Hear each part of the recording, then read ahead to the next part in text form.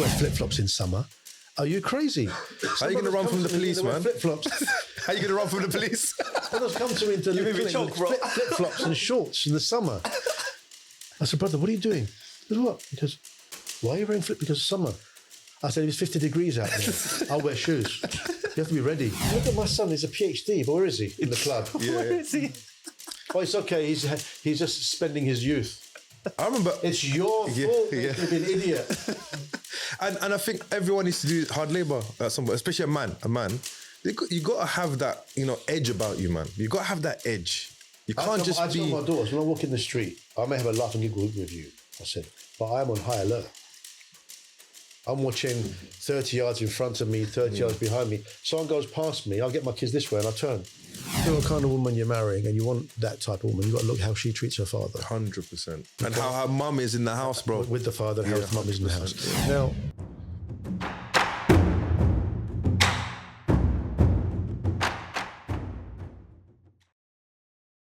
welcome to another episode of the Grappling with Life podcast. Today, I'm joined with Ramiz Ibrahim from East Ham, Manor Park, and many other places in the world, which you'll find out. Don't give my door number away. But yeah, very interesting individual, and I'm really, really looking forward to this interview. So, Brother Ramiz, Assalamu alaikum. Alaikum salam. Thank for coming in. Pleasure to be here. Alhamdulillah. I think we'll have a great laugh. I really do. So I guess let's just get straight into it. Yeah. So for those who don't know could you just give us a little bit of an insight of your background? And well, I'm Turkish Cypriot. I was born and bred in London. Alhamdulillah, I've travelled all over the world, so I'm quite well travelled. And I think you need to do that to get a grasp on like reality as well.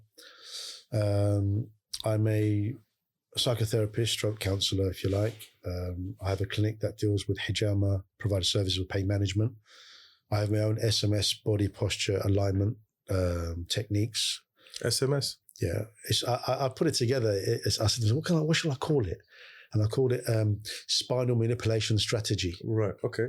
So SMS, body alignment, correction, alignment, whatever you like. I like chiropractic, but I'm not a chiropractor. Not the South London gang, SMS, yeah? No. The SMS crew. SMS crew, right? And yeah, that's what I do mainly on a weekly basis. Hijama, cupping, pain management, both I suppose physically and mentally, I suppose, psychologically. Yeah, that's it. What else can I tell you? Yeah. So how did you get into all of that? Because you're quite, obviously in the scene, obviously I know I've noticed in the past 10 to 15 years, Hijama and prophetic medicine is really, really kind of, especially in the UK, has kind of kicked off. Well, I think it found me. I think I've always been into health and, caring for yourself and especially caring for others. I used to do a lot of support work. So the first time I ever heard about Hijama was 2 years after I came into the Dean, which was 1999. And a brother came back. He said, we'll do Hijama. So what's that? He goes, cup, I can do it. He's left me with 3 wolf marks on my back. It did cure my back pain, but he's left me with three scars. You still got it, yeah? Yeah. So you went a bit too deep. Very deep, yeah. And then I didn't get into it again until 2002, 2003. There was a gym opened up, first Muslim gym. Al-Badr in Leabridge Road. Yeah, I know Al-Badr. Yeah, I used to live in Harrow at the time and come 4 or 5 times a week. I used to train there a lot. And there was a little room in there which I hired out, very small fee, and I'd do 6 cups Hijama. What I'd do, I'd buy the baby food jars. Yes. Baby food jars, and the fruit ones, not the food, because it's not the food. The fruit one's lovely, apple and pear, and I'd eat those, boil the 6 jars for the label to come off in Milton tablet that you sterilise the milk bottle of, the baby's milk bottle of. So 6 glasses, and then there's a fire cupping. You need to create a vacuum. There wasn't like pumps and things there like there is now. My dad used to use the flad. You know flad? What's that? It's like a brown pudding. It comes in glass. It's like this. Yeah. And how he used to eat that and use that. And use that, yeah. So I started off like that, 2003. At the same time, I was getting to self-development. I went to do a level 2 counselling course, which I got, alhamdulillah, from there. And then it went on to me getting qualified, maybe 2009. It was a long journey, but it was mainly for myself. And I had terrible rage issues them days, as I mentioned before, talking before the podcast. And that was it. I continued. So I was doing mental, like psychological work, mental work, mainly for myself. You have to be selfish in this game, because you've got to be. It was one of my coaches said to me, "You've got to be selfishly unselfish, and let people think you're selfish. You're not. And then after that, you can be generous and say, well, this is why I was selfish too. You've got to learn more about yourself." Everybody has. What do you mean? You can't feel guilty when you're in self-care, because you're no good to anybody. Because if you imagine every human being as an iceberg, and you can only see the tip, so you're trying to get into the bottom of the iceberg of somebody else. But if you haven't done your own iceberg, find out what's your depth of yourself, you can't work out the depth of anybody else. And you're no good to them. It's like drowning, and you're going to be giving someone else the life. Exactly. You're going to, it's like being a candle, giving everybody else heat and light, and you're burning yourself away. So, you have to. You can't. Otherwise, you'd be helping people with book knowledge, and not experientially. When I help people now, inshallah, it's not me, Allah does it, alhamdulillah. I'm not being potentially humble. I'm just going to keep it real. That the paracetamol doesn't help you. The chemotherapy doesn't help you. It's Allah. So if you get sick, can you say, I don't know, tablet, I'm going to keep myself with Allah subhanahu wa ta'ala? Of course you can. But you're encouraged to seek medical help and psychological help. So I took on board, and this is because of my first wife. She said to me, "You got some serious anger issues. You need to go and sort yourself out." So the first time I went with her for marriage counselling, she was I won't go mention names, but she was a occupational therapist, and they were Sufis. Yeah, let's leave it at that. And I found fakeness. I said, "Listen, I can't do this with you. You're fake." She goes, "Brother Ramiz." I said, "Listen, I can't sit here." In the therapy session? Yeah. And I said, "Listen, I can't sit here, you telling me that Allah is Ar-Rahman and, etc. and your hijab's half off." I was a bit more harsh then. I wouldn't have been like that now. Yeah, of course, yeah. But I thought, only because it wasn't because there was anything wrong with that. That's her journey. But I was using things like that as a resistance to lash out and say, I don't want it. I was sabotaging it straight away. I'd go there just to make a point that I'm going. Like I get sisters now telling me that my husband will come, but I don't think he's going to be sincere. And I notice it. They'll just come for the sake of coming. But at least they attend. It's a good thing. And I continue with it. Then I started working for myself like that. Hijama. I wrote a few books on cupping. Then they got the advent of internet. What else? I worked for a clinic for quite a while. And then I started off my own. Alhamdulillah. So it's been about 20 years now. You're one of the first guys in the UK to kind of bring out I've got to mention, I thought I was at the time, but then I met the likes of Sheikh Mohammed Wali, who taught me quite a bit. Was he from UAE? And he came over. I can't remember. So he was somewhere from abroad. Yeah, he's Arab brother. Yeah, I think he was doing. I remember in Whitechapel Mosque, he was doing a course. This was like 2003, 2004, maybe. Yeah. Or maybe 2002. Yeah. I remember that's the first time. He's in Balham. Right. But then I met a Palestinian brother called Abdul Karim. He taught me quite a bit as well, alhamdulillah. And that's, I always say to myself, and I would try and teach my children the same thing, is don't be one-track minded in learning. Learn about everything, within reason, obviously. And always be humble enough to, the more you learn, the more you realize you don't know anything, especially when it comes to the deen as well. Yeah. So mentoring, skill sets, that's all I'm about, really, with myself and with my children and anybody else that I meet. So I like to get deep. I don't like to talk about mundane things. Yeah. I ain't got time for that. Get bored of it quickly. Yeah, I get bored. Yeah. So talk us through like a typical day for you. Oof. Did you have to ask? But obviously, I'm guessing there's not a typical day, but it's a typical day. So every day is I obviously Fajr. Yeah. Then I'd have a nap. I had 3 chickens. I had 1 left, and for about a year, and the fox got Sorry, I thought yesterday. You know what's funny? Yeah, I thought I blacked out and lost about 5 minutes of the conversation and and you got ADHD because you went. You've got ADHD. I woke up for Fajr and I have a nap, and then he said 3 chickens. I was like, what happened? Well, it's ADHD. My mind's working fast. Yeah. So I was like, 3 chickens. Did I just miss like a section of it? No. Okay, so you had. Okay. Now I got you. So the chickens were part of your morning routine. I feed the chickens. Okay. And Mum and Dad get up about 9:30, make breakfast. Sometimes I cook dinner at the same time. I'm concerned about that chicken that got taken by the fox. Yeah, last night, man. Last night? Yeah. She was all right. My brother opened Where'd you keep the chicken? It's got a 12-foot coop, 12-foot run, and it's got a coop inside it. But we leave the door open. And then at Maghrib time, she finds her way in. Yeah. And then we come back and close the door. Yeah, the door. Last night I was out with my mum and dad to her in-laws. You know, the in-laws, yeah. Yeah. So we came back and I went to close her in. I thought she's inside the coop, inside the run. So usually I'll bang on the door of the coop and she'll make like, and I thought she's there. I didn't hear anything. And my heart was going. I thought, no, she's gone. Did you give her a name? Layla. The kids gave her a name. Shout out to Layla, man. But that fox had binoculars, bro. Man, I'm telling you. Have you seen Chicken Run, that film? Yeah. So I opened up the bit where they roost to lay eggs. She's not in there. I thought, that's it. So there was no like leftovers or anything? No, well, there was. So I went inside to get the torch. Can't find her. Went back in the coop.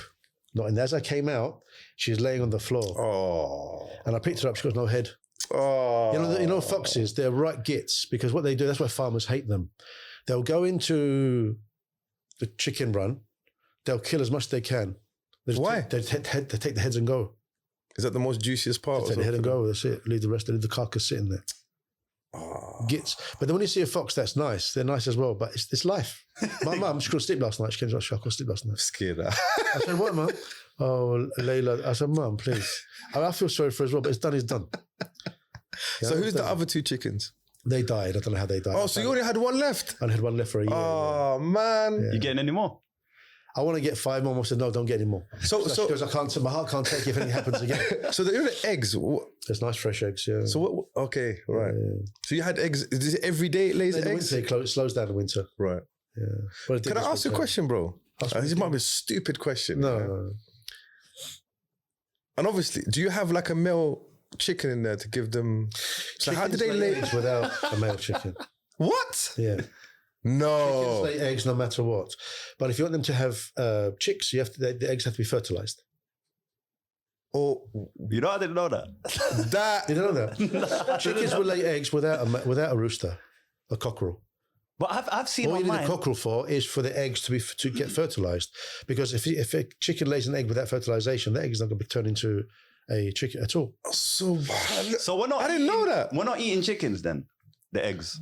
We're eating the ovaries, basically. Sometimes when you crack not an egg ovaries, open, sorry. You can see. Sometimes when you see a chicken crack the egg open, you can see a piece like a flesh in there. Yeah, that's probably would have been a chick. Because some people do, they buy the eggs like quail eggs or whatever, and they put into incubator, and some of them hatch.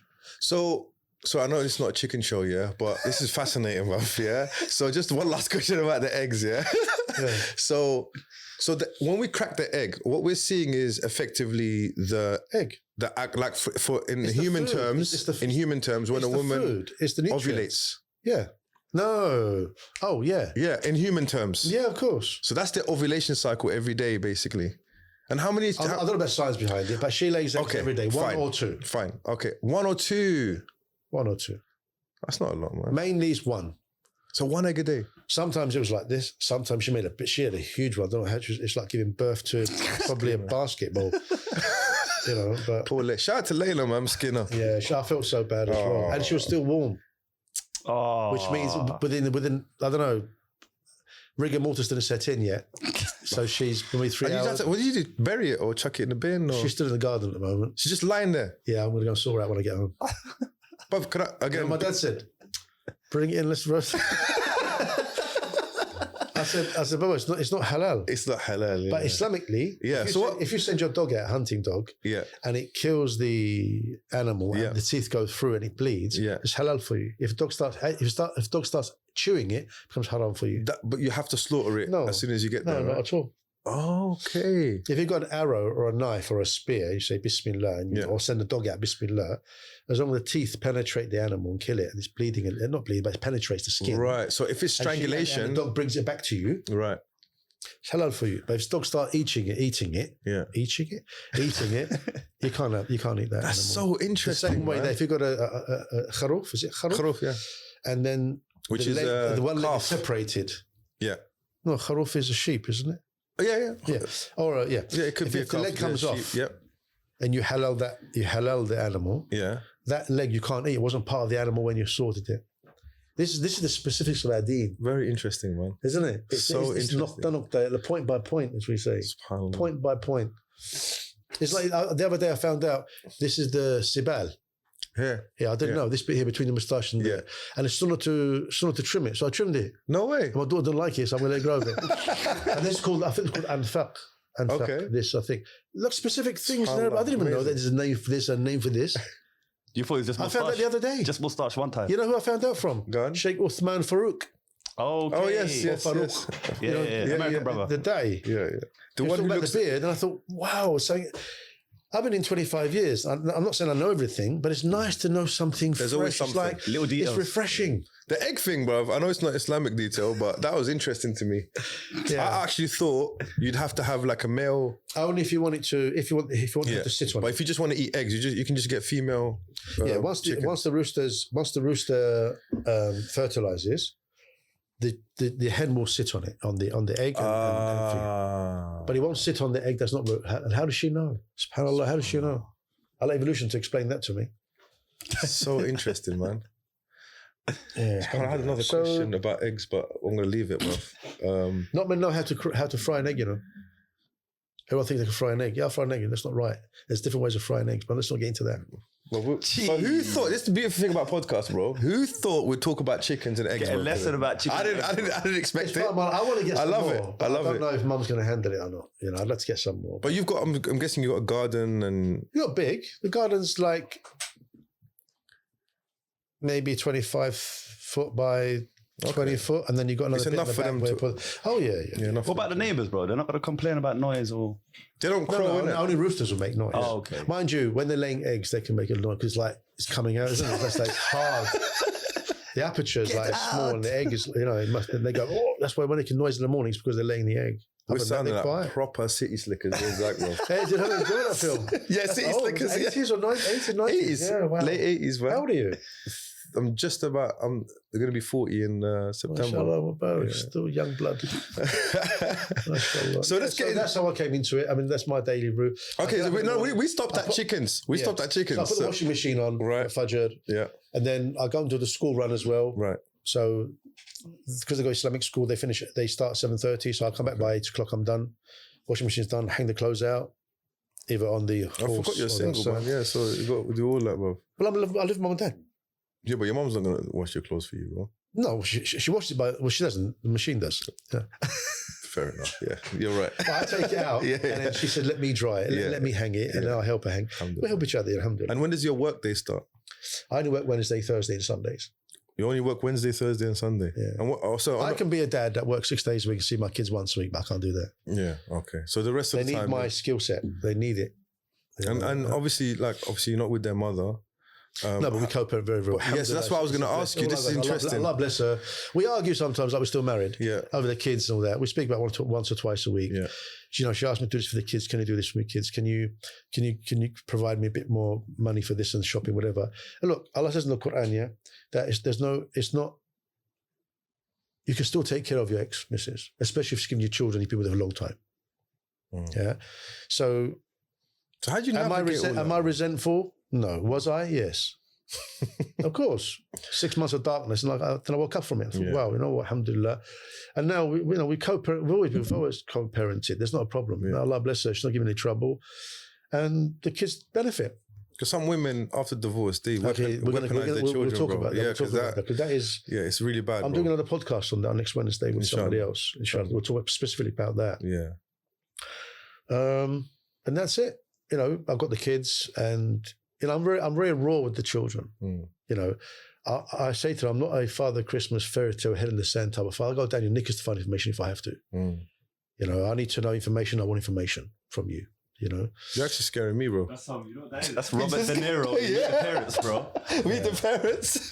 so I said to my daughter when she started, when she started school, she was homeschooled until the oldest one. She started school when she was 13. Up to that, she was homeschooled. Yeah. So last 2 years she became to school, Islamic school. So your eldest daughter's 13? 15. Allah Mubarak. I've got a 13-year-old daughter who's been homeschooled until now. And I've got a 7-year-old boy who goes to Islamic school as well. Okay. And I sat her down. I said, listen, we're going to have this first and last talk. That's it.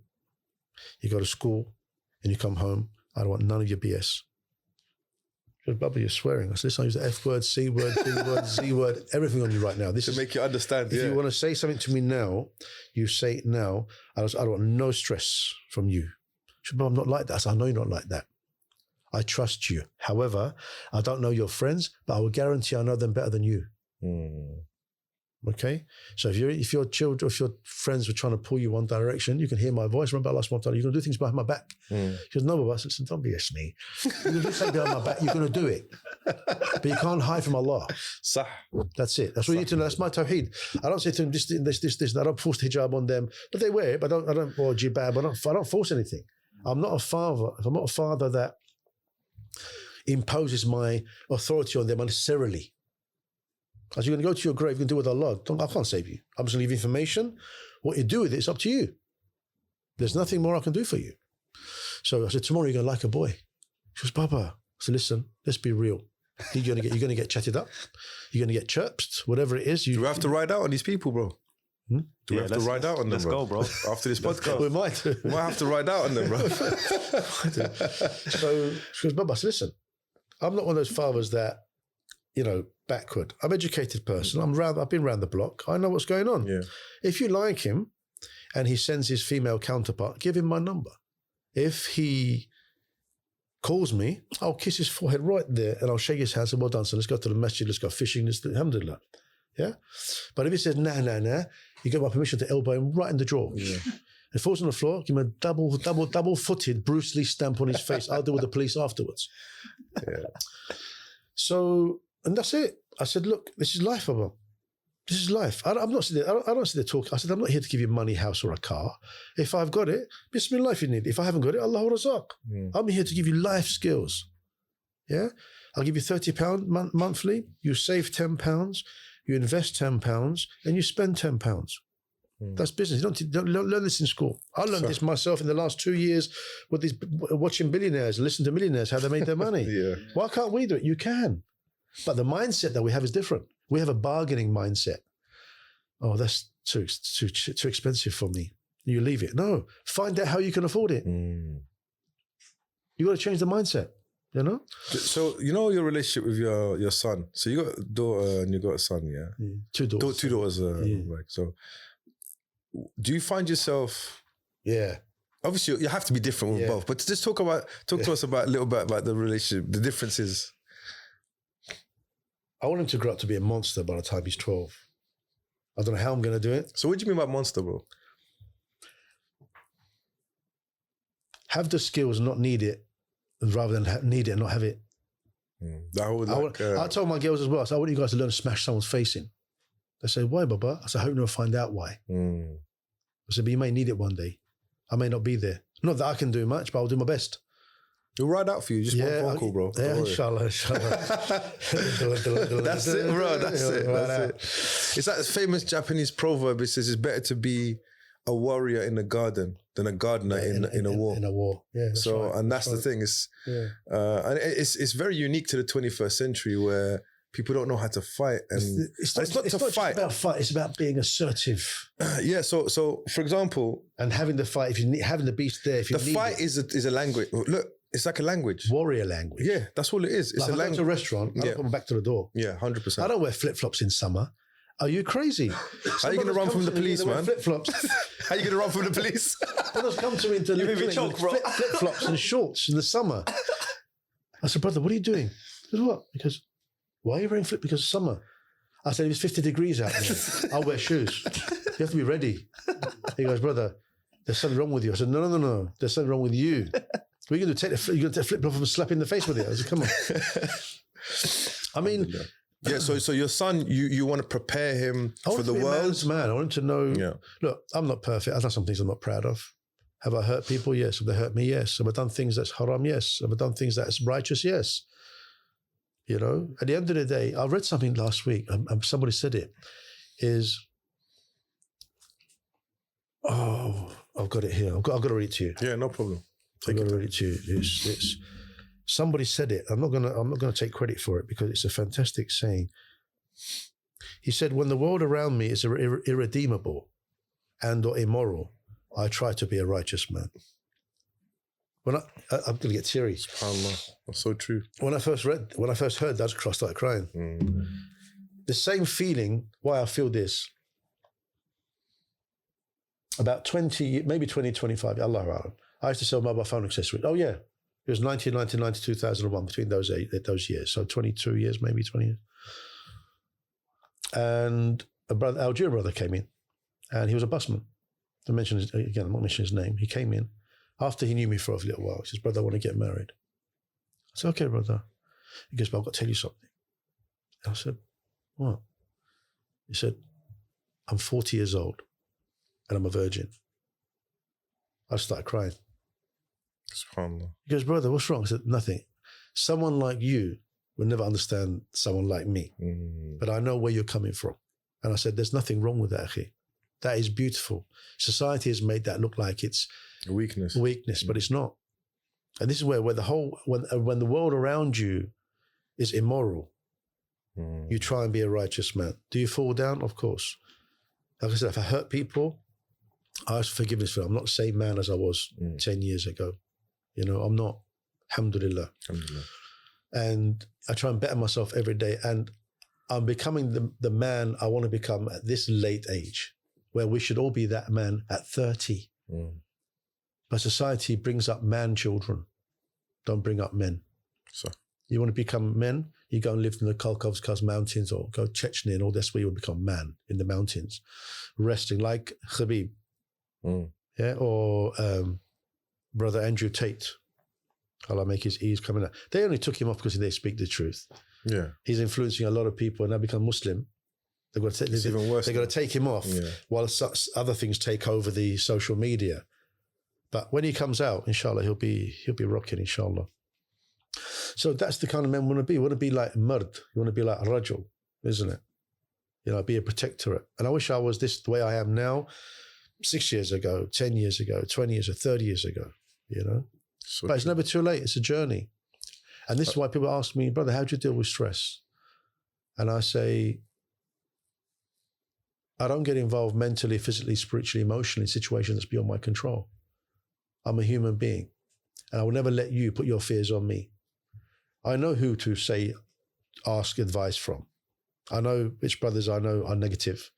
I know which brothers will encourage me. I know which brothers are balanced just to get some kind of idea from.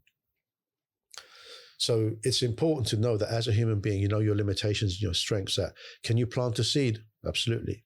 You can water it, fertilize, do tazkiyah, remove the weeds. But can you make it grow? No. That's where the anxiety comes from and the mental health of young people come from, which brings us to the second question. Before we go into that, I want one last question. So you talked about being a man, being a protector, all this stuff. Do you feel like government has taken over? Yeah. Because I'll give you an example. There's benefits now. You can do unemployment benefit, disability benefit. Really, the government is looking after your family. Yeah. And some of the roles of the men has become redundant. They make you that. The school system is geared that your children's feelings are more towards the state than they are to the family. Yeah. Family is important. Even the women. So for women, why does she need a man? Think about it. They get, you know, look, it's not a bad thing. Women think nowadays they put makeup on, I'm more attractive. Yeah. Yeah.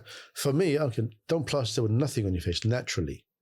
And men are becoming too soft. So they're going to become a lot of more single men, a lot of single women, thinking they know what a man wants and a man know what a woman wants, when neither of them don't know, really. And they're kind of ignoring their base nature in the sense of like... Yeah. This is why we have Quran and Sunnah. This is why we have the criteria. Not that we adhere to it as we're supposed to be adhering to it, but it's there. It's like I read about an experiment that was done in Russia. I think it was an experiment, it was with wolves. And what happened was, over 50 or 100 years, I think. I can't remember exactly Zach, if you can pull it up, bro, yeah? So they took wolves and they kept them in captivity over 40 or 50 years. They turned into dogs. Yeah, they got domesticated. They got domesticated. They got broken. So imagine, their forefathers were wolves. They were wild. And have you found it? Flagery. What's that? On wolves in captivity. Yeah. What did they say? Turn them into dogs. Yeah. Over how many years? They got soft. Because they got ease. 40 years, right? Yeah. So over 40 years. So you think about, that's kind of what's happened to us. Yeah. We're so far removed from our natural instincts. That's what I said about my son earlier. Yeah. He's 7. Yeah. And he hasn't even grown up. He's not going to grow up the way I grew up. So where's he going to get the difficulties to grow? You can't grow. You can grow through. You don't grow through comfort. You grow through discomfort. You don't grow through ease. You grow through pain. You love through the pain. You live through the pain. You have to.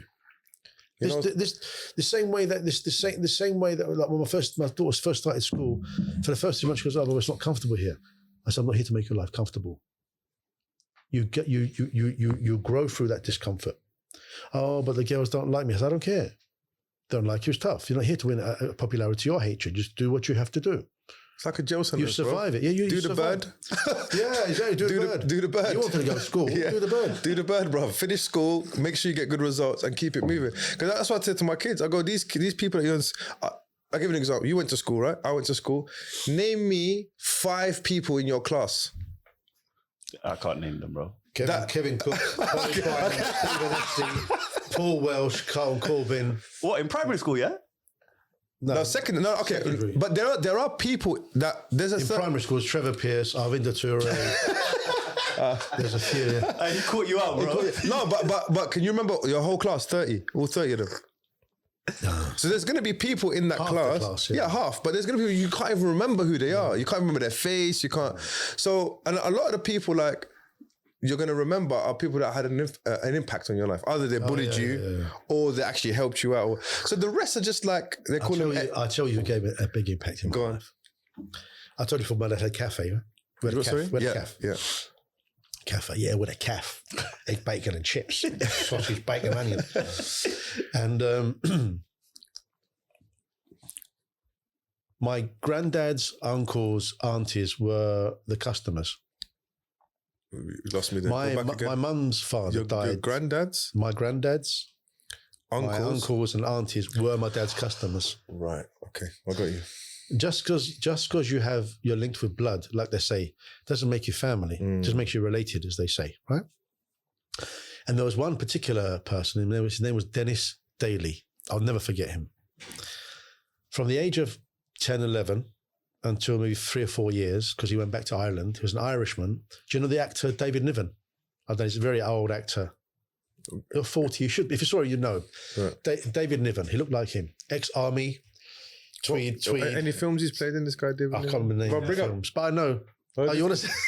You're like, you know what? This guy's got ADHD like that.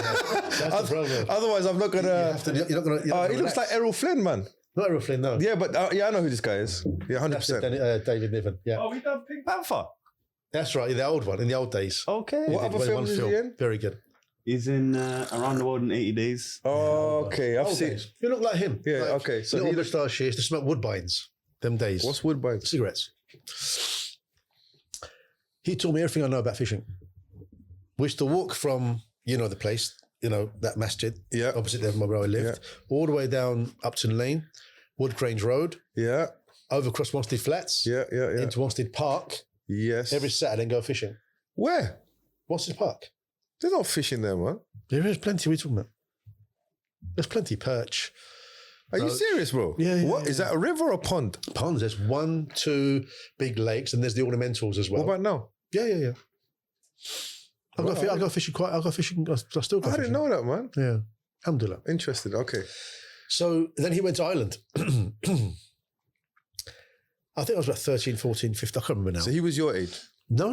He was an old man. Oh, he was an older man. Like a granddad. Right. Okay. Sorry. He taught me lots of different things. Alhamdulillah, man. I mean, then he went to Ireland. Then I got a letter from there. He passed away. No. I was gutted because I wanted to go and see him. And I still have yet to go to Ireland for the first time. And it's been like 40, 42 years maybe. I'm still to go. It's just across the water. Yeah, County Cork. It's a place called Rena Greena, Southern. You know? Mashallah. Top of the morning to you. Have a cup of tea. A lovely cup of tea. So let's get into the questions I've got. We spoke about mental health. I'll get into mental health. Yeah, so when I stopped you. It was my bad, yeah. But So stress is a problem. Trusting Allah subhanahu wa ta'ala is a problem. But what do you think? Recognizing your weaknesses is a problem. Taking accountability, responsibility is a problem. And everybody wants to be that person, but they don't want to do anything about it. Like I said, they love the comfort. To become the person you want to be, you've got to go through some crap. You have to go through it, take responsibility for it, but accountability for it, whatever it may be. Nowadays, you open a tap, you got water, open the fridge, you got food. Where's the difficulty? You know, in other places around the world, you become a man by the time you're like 12, 10 years old. You got girls that are like traveling with maybe 5 gallons of water on their head for like 2 or 3 miles to live back to the village with hardly anything on their feet. You know? So if you don't take your children out of here and take them to a place where there's like difficulties, they're not going to understand. They're going to give charity like we do, but never going to understand the reality of what's happening around the world, poverty and what makes a real person, a real genuine person. Society now, West society makes you more potentially can become a fake person. And your self is inside you, but you put a persona out there that's what I'm going to give you because I'm trying to protect the real person because not enough real people to protect me. So I'm going to protect myself any means necessary. So when you hear the word mental health, because I'm not going to lie to you, bro, when I hear that, you don't believe it, do you? It's not that I don't believe it. It's not that I don't believe it. I know there's some kind of why is necessary. No, it's like, for me, when I think mental health, I think schizophrenia. Yeah. I think, the really kind of... the real stuff. Like it's, you need help, yeah? Yeah. But, and I'm not, it's all about how you use that word, isn't it? But these days, it's banded, mental health, depression, everything's mental health. Exactly. Yeah. So what do Muslims do? It must be jinn, get a ruqya. Yeah. But it's not that. So what for you, specifically, because you're in this field, and I'm let's narrow it down because it could be very vast. Subject, yeah. So let's narrow it down to young men specifically. How often do you deal with young men and like when I say quite many? What kind of issues? They can't make decisions. They're afraid to make decisions. They're afraid of failure. They're afraid of success because it comes with more responsibility. I married my wife, but I don't love her. Same way, sisters. I married my husband, I don't love her. I was forced to marry. So we're dealing with all this. I remember 20 years ago saying that in 20 years we're going to end up like the non-Muslims. The same problems.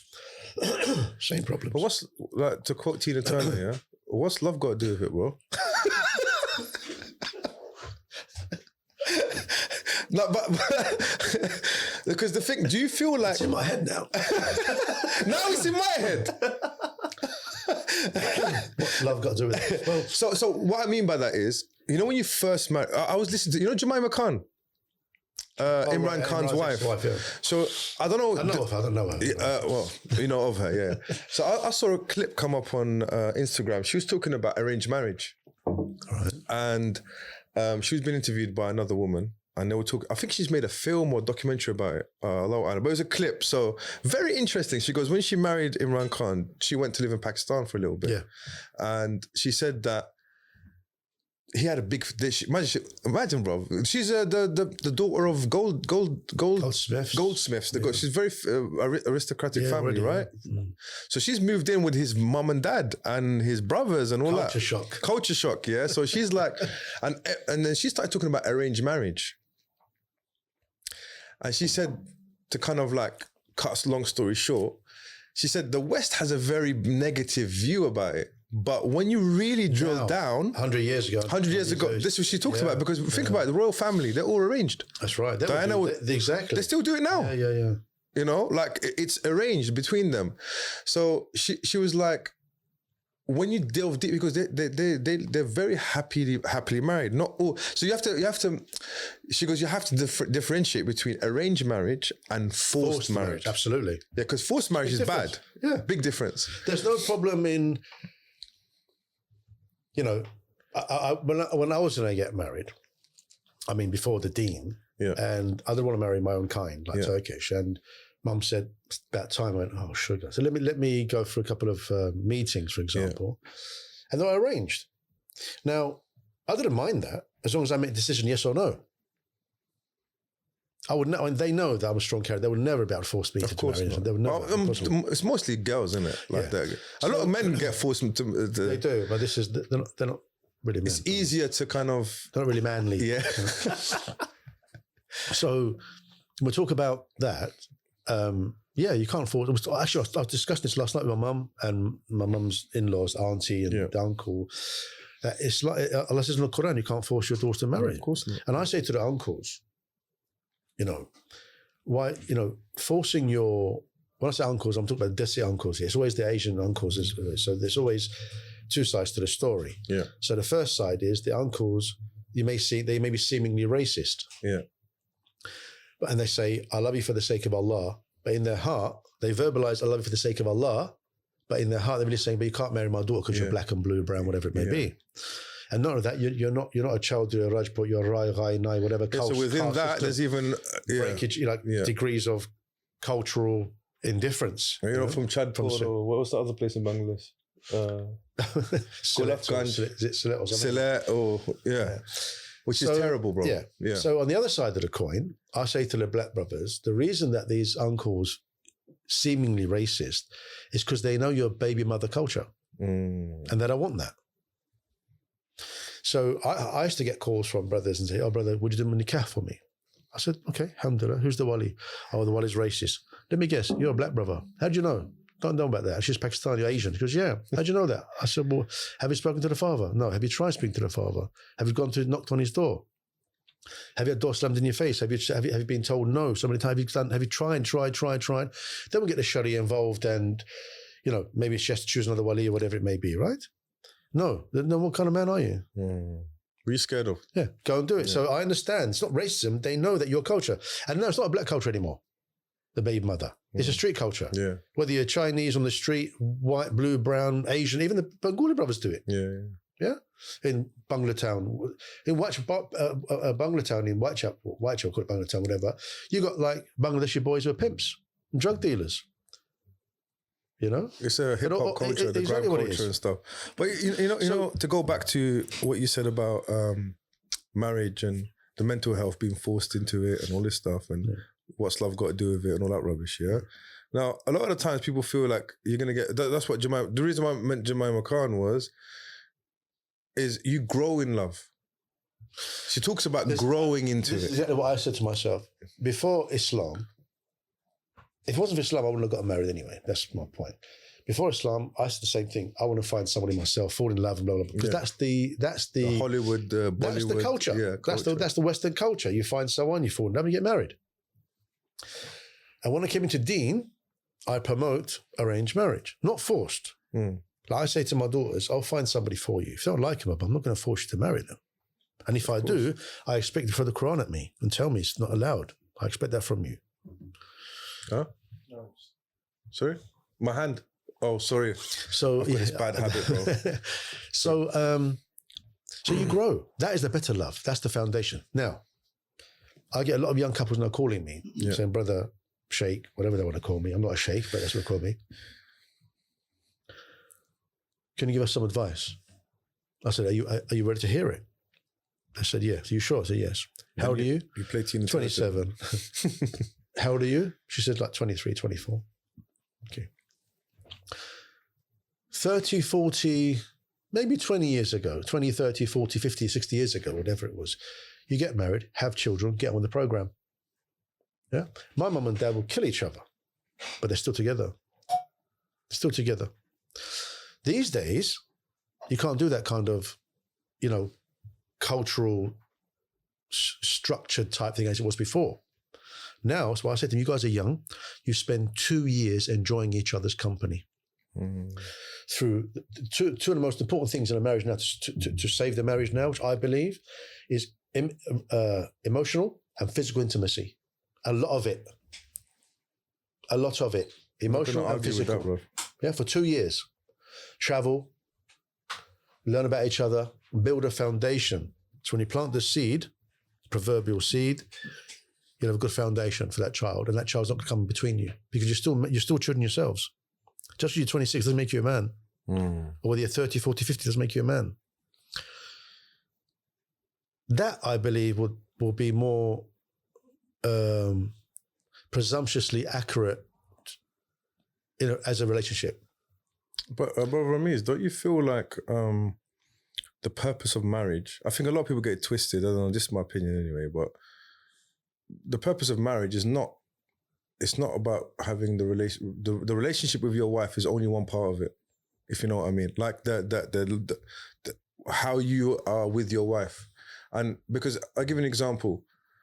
I know when I got married, it was to start a family. I think family for me was very important. And family doesn't just exist between me and my wife. We have to, because then in my mind, I walked into it knowing there's sacrifices that I have to make. But sometimes when it's this whole Bollywood, Hollywood romance that it's going to be nothing but staring in each other's eyes, flowers, chocolates. It's like that initially, but it's not. Yeah, but it's not going to be for the rest of your life. That's like what they call limerence. Oh, what, sorry? Limerence. What's that? Where you can have that with your husband and wife. There's nothing wrong with that. But it's like you have it before that. But what I'm saying is when it stops, to that person, you're infatuated with that person, so you want the same feedback from that person. But when you're married, you should be giving that limerence to each other about attachment and all that. But I also say your attachment should not be to a human being as a a disciplinary datum line. Yeah. It should be to Allah. So your journey is supposed to go to Allah. Wife, no wife. Husband, no husband. Children, no children. Money, no money. Job, no job. Mum and dad, no mum and dad. Whatever. I'm still going to Allah. You want to come with me? Come. Oh, well, you can hold me back. I'm dropping you. See you later. So the idea is to make yourself more trustworthy to yourself, more than, I don't trust her, trust him. You're not here to trust anyone. You trust Allah. And you trust yourself to walk away if it gets really difficult, that person doesn't want to change and makes your life difficult and doesn't provide what they're supposed to provide for you, doesn't fulfill you. Now, this is why I was talking about young couples now. I'm talking specifically. I know there's a lot of divorces now and you're getting married again. Should they have children or should they not? They should do the same thing. They should have no children until they build a good foundation. Yeah. So I would say 2 years with the young couple and 1 year with divorcees. Allahu Alam. Yeah. So when we're talking about, my ADHD kicked in, I've gone somewhere else. Oh my God, what was I saying? We're talking about, oh my God, mines as well. Yeah. What was I just saying? You were saying about young couples. Going out and then this and that and limerence and staying together. Connecting. Right. You've got to trust yourself to walk away. Yeah. Why? Because you're not there to check phones and what she does. Oh, if there's an issue. And if there's an issue. Oh, I see what you mean. Okay. If there's an issue, say, look, babe, I love you, but you got to come correct here, And it doesn't. The thing is, as you get to a certain age, like for example, I want to get married now, right? Yeah. But if I get married now and there's arguments that would have been there when you're 20, 30 and 40, I don't want it. Yeah, that's all long. I'm not marrying for that. I'm not even marrying for cooking, cleaning, washing and ironing, whatever you want to do it for that. I'll do that myself. That's not going to benefit me. So if you're going to bring something to the table, you're going to bring peace to me. Others don't want it. I'm at peace. It's okay. It's not a problem. The same way, if you're going to get married now, you've got to marry, you've got Quran and Sunnah, you're going to follow the deen, bring up children for the sake of Allah subhanahu wa ta'ala, and bring in the deen, and that's the program. Yeah. That's the And you Islamic have program. to trust. So another thing as well, you have to kind of trust your partner so trust that if you do the right thing, they'll do the right thing. If you know what I mean. Yes, so if of you're course. all like what you said before about your connection with God, your connection with Allah, and you marry someone that has that same mentality. You have That to make they the fear obvious- you Allah. have to Because, make- for example, you have to make the obvious. Look, in the these beginning, days, from the nobody's beginning. perfect. Yes, of course. Okay, so fearing Allah is darajat, isn't it? You know, iman is darajat. No, but Ramiz, Kufr is darajat, I'll give you an and- example, bro. Yeah, cheating on your wife. Yeah, That should never happen, bro. That's like a. it happens a lot now. I know, but I'm saying to you, if you like, as a man, if you don't fear Allah, if you marry someone, you know this, but there's I've known young people, they've married each other, but they don't pray, they don't fear Allah in that way. If someone doesn't pray, he doesn't fear Allah, bro. Does that make sense? So what I mean by this is Well, fear Allah enough. There's always a big degree. enough. Yeah. Good, yeah. So that's so if someone doesn't pray, what do you think he's capable of doing? Do you understand what I'm saying? Yeah, to people you? who pray do it. So what about the one who doesn't pray? Exactly. Because it isn't. It's not an. Taqwa should be there. The iman should be there to prevent you. But sometimes you have psychological issues. But you don't know the stress person, right? because you're hooked on a dopamine hit Right. or a dopamine dump. Okay, so it fulfills a need. Yeah. What So- feels a need? The addictions, the Right. wanting to do something that's Yes. doesn't make you a bad person. It's just that something that you've got that you got to deal with. I'm saying someone comes up to like who wants to ask for the hand in marriage of your daughter or my sister or whoever it is, right? Whoever's going to marry my daughters, I've already said no. Yeah, of course, that's standard, bro. They've got to kick my door down. Yeah. I don't want a brother who It's shakes already my hand, no. who shakes my hand with two fingers. You know, like Yeah, I know this one. I don't need that. Shake my hand. I want Because to it's lift me off the immediately, ground. you immediately want, you don't want anyone to marry your I'm daughter. going to That's say to you no. I want to see what you're going to do. that's it. That's it. But if I'm serious, you kick my door down. You bring the shake over. You knock on my door and say, "Brother, that's not fair." I said, tasty. Yeah. Good. But I'm saying you've got a criteria, right? Yeah. There's a minimum criteria. Well, they've got to pray. Yeah, They've got to go to the masjid. They've got to do this and that. They've got to be willing to. They have to get with the Yeah, program. so that's just And to even chat after to you. that now I want Yeah. to see what That's to even talk to you, though. Yeah. That's what I'm saying. Yeah. But there's people out there that are married. They don't even have a criteria Islamically. Oh, this person's good looking. He's got a job. He's got money. He goes to Dubai every 6 months. These are the criterias now. It's not like, does he pray? What do people say about him? This is what I'm saying to you. Like, that's why there's problems. They might come to you. Yeah, that It's would be modern day criteria. This is the issue. Western criteria. This is it. We bring that back again to the mental health because of fear. If you live in the future, you're going to get anxiety. Yeah. You plant the seed, you fertilize, do tazkir, remove the weeds, and you water it. You leave the rest to Allah, but the result belongs to Allah subhanahu wa ta'ala. So do you think I sent off 1,000 CVs. I haven't got a job. I've had about 20 meetings, not me, I'm saying. Yeah. About 20 meetings. I'm not married yet. I did this, not happening. Well, who do you think's in control? Control is an illusion. It's an illusion.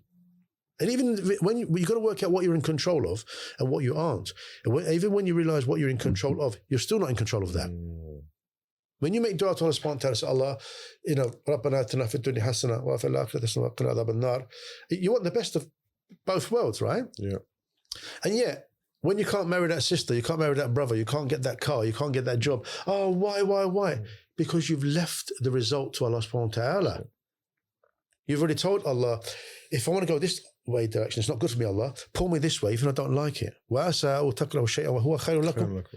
Isn't it? So I don't want that. You have to be satisfied with it. Ana sabrun jamilan, like Yaqub alayhi salam. Like the brother who 40 years old was a virgin. Yeah.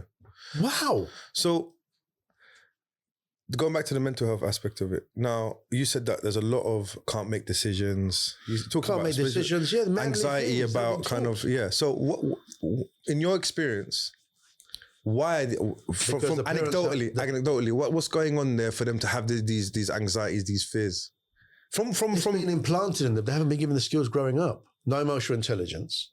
So can you explain a bit about what is emotional intelligence? Well, can we call it as dhaka atafi, if you like, dhaka ataf, something like that? I think it's recognizing the heart has over 40,000 neurons like the brain. Yeah. So it thinks, it feels, it rejects and accepts. Yeah. Al-af'ida is a type of heart, a type of state of the heart, isn't it? An understanding heart. Yeah. A qalb from taqallub, it's always changing heart. Yeah. So have you heard of people, they say, I don't think that's right. Another person would say, I don't feel that's right. They go on a deeper level. Yeah, most people are from the neck up, right? So emotional intelligence is about recognizing and being empathy with your own self first, and then recognizing empathy, being empathetic, showing empathy to somebody else. So being aware that what you do is going to affect. Yeah, wake up in the morning. You're an angry person, but you're trying to carry on that day as angry. You don't know why you're angry. You've got to sit down and do some reflection and say, why am I angry today? Why do I think I can't lower my gaze today? Why am I feeling jealous today? Why am I feeling envious today? Why am I feeling hasad? Why am I feeling you've got to do some reflection. You can't brush it all under the carpet. And this is going to take a long time to change, because the kids of this next generation will be the ones who become the men later on. They will change, inshallah. Because the men now, if they don't take on a point of, a journey to self-development and recognize their own feelings, then they're going to get to 60 years old, and then it can happen then. And they never do anything about it. I had a really good quote it says, some people climb the ladder of success, and when they get to the top, they realize it was on the wrong wall. All you got to do is move the ladder. Yeah, so that's the thing. So sometimes change the mindset. Come back down, get off the ladder, move the ladder. You're not going to succeed without failure. Of course. Where's that? I mean, some people do, but the general rule is you're not going to succeed without failure. You're not going to grow without pain. Allah, when you say Allah, give me sabr, Allah. You can't buy, can't buy sabr for I always say in the podcast, you can't buy like £10 a kilo in Sainsbury's, sabr. So Allah puts you in situations to practice that innate patience that's already in you. Allah, give me courage. Allah puts you in situations to practice that innate courage is put in you. I tell my boy, it's okay to be scared. Bravery and courage is still doing what you need to do, but still be scared. It's fine. It's overcoming fear. Yeah, that's when my boy stuff. When he's 7 now, when he used to be like 3 or 4, fall down. My daughter's 3 or 4, they graze their knee. I say, "Are you dead?" "No, get up." That's physically, I was like that. Yeah. To be tough. When it comes emotionally, I'm different. I've got to give them that space. Why don't you go and clean your room? "Oh, well, I don't want to do it now." "I'm your dad. You got to obey me." I don't do that. I say, "When do you want to do it?" Make a decision. Give them the opportunity to make decisions from a young age. You're going to do it, but you just what sweet do you want? What socks do you want to wear? What pants do you want to wear? What trousers do you want? Just their level of decision making. He says, who say something like 5 minutes. Now, he hasn't got a clue at 5 minutes, a very short period of time. So I'll come back half an hour later. So he gets that feeling of, it's been a long time. I said, "Mum," he goes, "Yeah, but I can't do it." I said, "Then do it." MashaAllah. It's manipulation, but it's good manipulation. It's modeling. It works in the workplace as well, by the way. So what advice would you give? So we've talked about the issue, like you're saying, the anxiety of young men, very, very kind of stressed out about making decisions. They're scared to make the wrong decisions. Even looking for a partner, they're kind of like, they're all over the place with that. There's pressure coming from the society. From Instagram. Turn back to Allah, man. You have to increase your iman. There's men think they're going to say, unbelieve and not be tested. So you're not going to be tested. Okay? Don't chase happiness. There's no such thing. There's no such thing as happiness. I don't care what anyone says. Happiness is a temporary immediacy. Whether it be, sex, food, in the gym, watch it and sing a nice movie, going to the park, fishing. This is immediacies that fulfill like Maslow's hierarchy of value. That these are all baseline things to be fulfilled. You need to chase and seek contentment. Contentment is long term. Like Yaqub alayhi salam, ana sabrun jamila. And you know when you ever tried crying and you can't, and the pain stays here. It's like it comes. Yeah, that's how Yaqub got blind. That's my take on it. How he got blind? Because he was crying so much, like the pain, it made him got blind.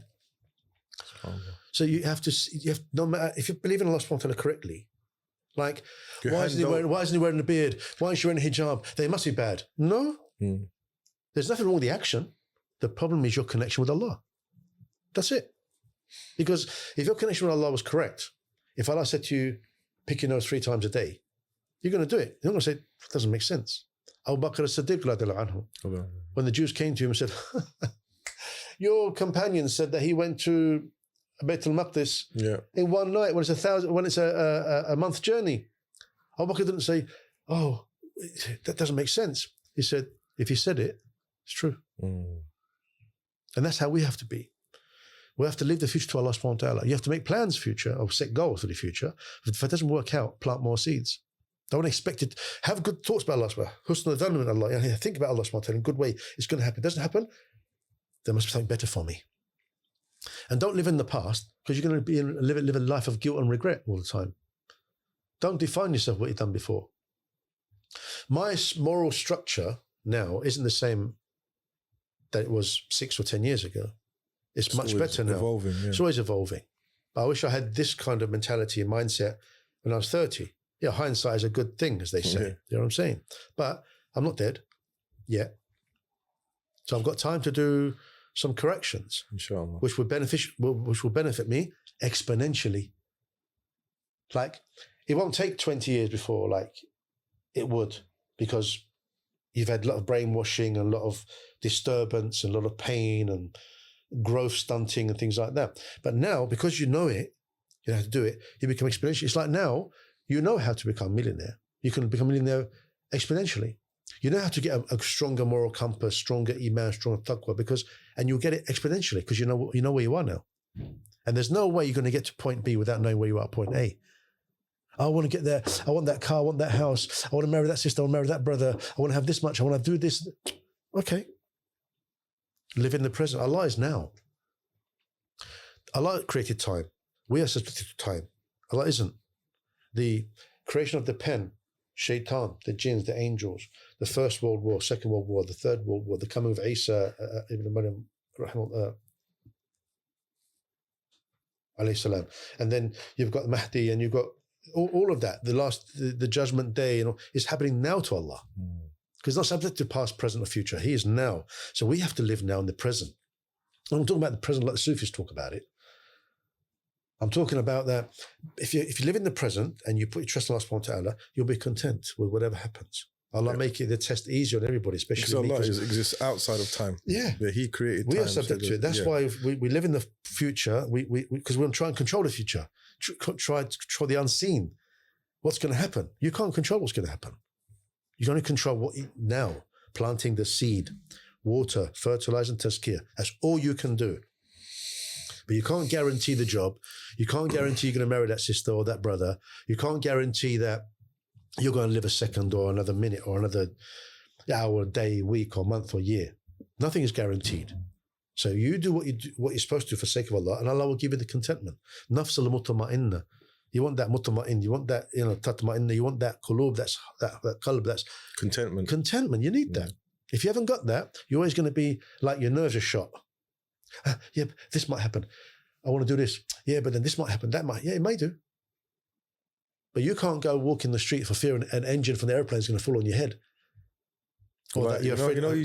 What you just said described my entire 20s and most of my 30s. And this is why we chase nonsense to escape reality of life. 100%. And you know that fear, like you kind of hit something when you said that, because Zach knows, right?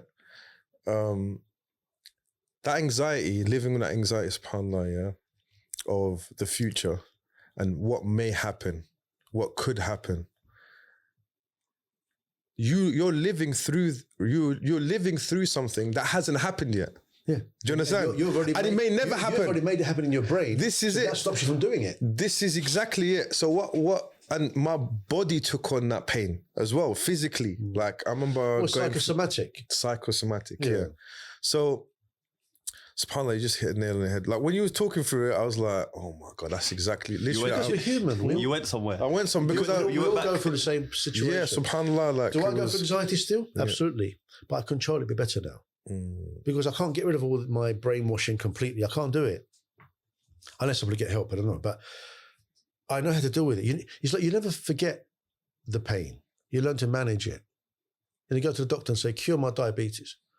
I can only manage it for you. That's what counselling and psychotherapy and therapy is. Yeah. I can't make you a new person. I can only give you the ability to deal with your situation, to manage your emotions around that situation, your connection to that situation. So instead of being here, bothering you, it's going to be over there. You can look back at it looking back at it with pain and, I've been triggered. But if you can't deal with that trigger with emotional intelligence, you still need more work. So can I ask as well? So this is another thing I wanted to ask you is about what role does, when I say society, your immediate surroundings, what kind of role does that play? Huge. You're a product. In regards to your mental health, in the sense of what you talked about just now, and how can we, as men, because mostly men listen to this, and some mothers might listen to this about their kids, and there's a lot of like a couple of weeks ago, we buried a young brother. He's 18 years old. May Allah have rahmah on him. I mean, and was it a car crash? A car crash. That's I remember hearing that. Yeah. And so it really made me reflect, subhanallah, like on as it should, on his death, and exactly, and also like the pain that's in these young people, man. Subhanallah. These when you look at like they want to escape from the reality. The gang culture, that kind of subhanallah, we're suffering, bro. Like because society wants single parents, which causes, the criminality that's happening.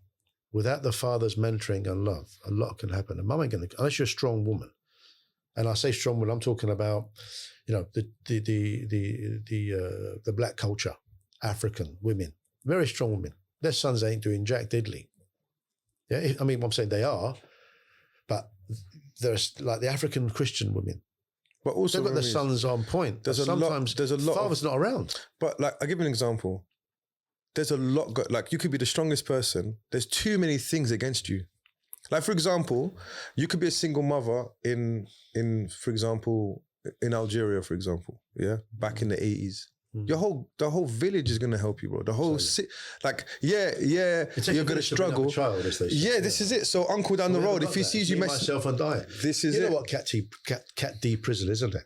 You can go out to work for the day or uni, but you have to come back and sleep in the prison. Yeah. What's the difference between that and your house? Nothing. I don't know, bro. No difference at all. There's no warden. You go out, you go out. Yeah, it's true. So what you got to do? Come back and sleep. You don't know your neighbour. Yeah. How many neighbours down, left or right? Do you know their names and things? No, we don't. But also, they're not. Another thing as well, they don't share this. Some of them might not even share the same values as you. Like, they've been brainwashed on a different level. This is it. So you are a product. Are you the man that you want to be? Have you become the man you want to be, or are you still working on it? You're asking me the question. Yeah. How much do I owe you for this session, bro? You're getting gold out of it, bro. This is pro bono. I'll give you pro bono, alhamdulillah.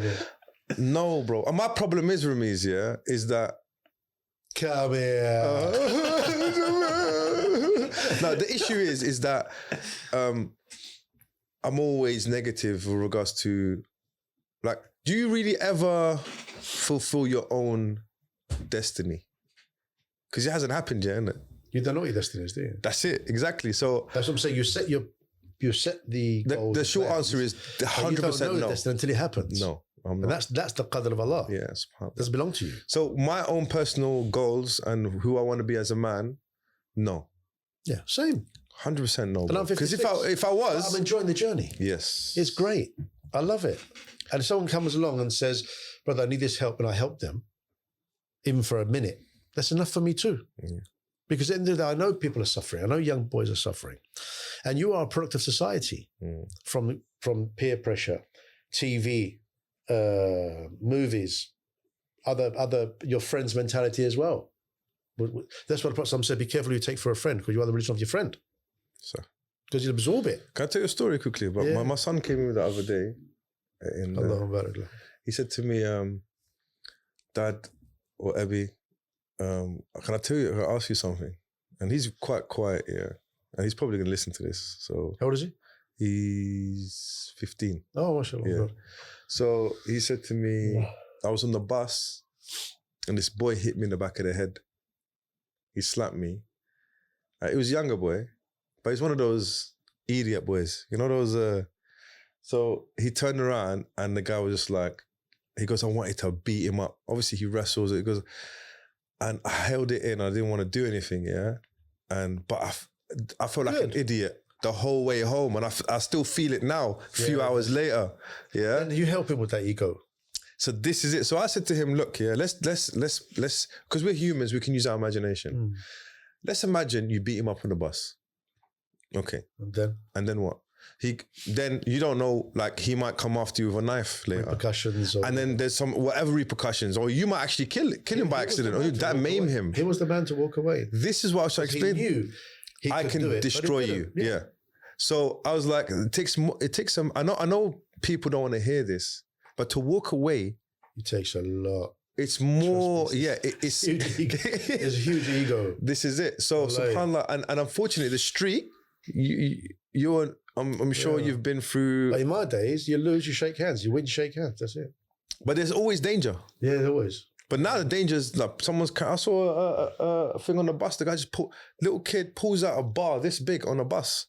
I'm like, they have no fear of this. They don't understand. Because they've been given power. And this is the hadith of Prophet ﷺ, the hadith of Jibreel alayhi salam, where the portents of the hour, one of them is that the slave mistress will give birth to the master. That's what we're living in now. I teach my son, when you learn martial arts, whatever you want to do, boxing, whatever you do, you learn not to fight. Because what do you remember? It's better to have the skills, not need it, and tell the guy, listen, we could do this, or we could just walk away. I'm happy with both. I'm happy with both outcomes. Also, like I was speaking to Dr. Amir the other day, we're talking about the 5 Rings, Book of 5 Rings. Have you heard of it? It's written by a famous samurai. What's his name? Mushashi. I've got to get that. I forgot his, the last book I read, obviously, I'm looking through, is the horse, the dog, the mole, and the boy. Okay, small snippets of life. You know. So what's interesting? He has this thing. He goes, I think it's the Book of 5 Rings. SubhanAllah, I'm gonna get roasted in the comments, bro. If it's not it, let me. Imran, can you just double check that Book of 5 Rings and just the author? He's a famous samurai who's never lost a duel. He killed like 61 men, bro. And then he wrote a book on. It was all about the martial arts way of life. That's it, Miyamoto Musashi, very famous samurai. But he said, never, when you're with an enemy, you should always give him a way out. That's right. So you should never, like for example, if there's a tiger in front of you, give him a choice. Give him a way out, because if you block, if you give them no way out, he's going to win the fight. Outcome, yeah. Because he's going to have no way of...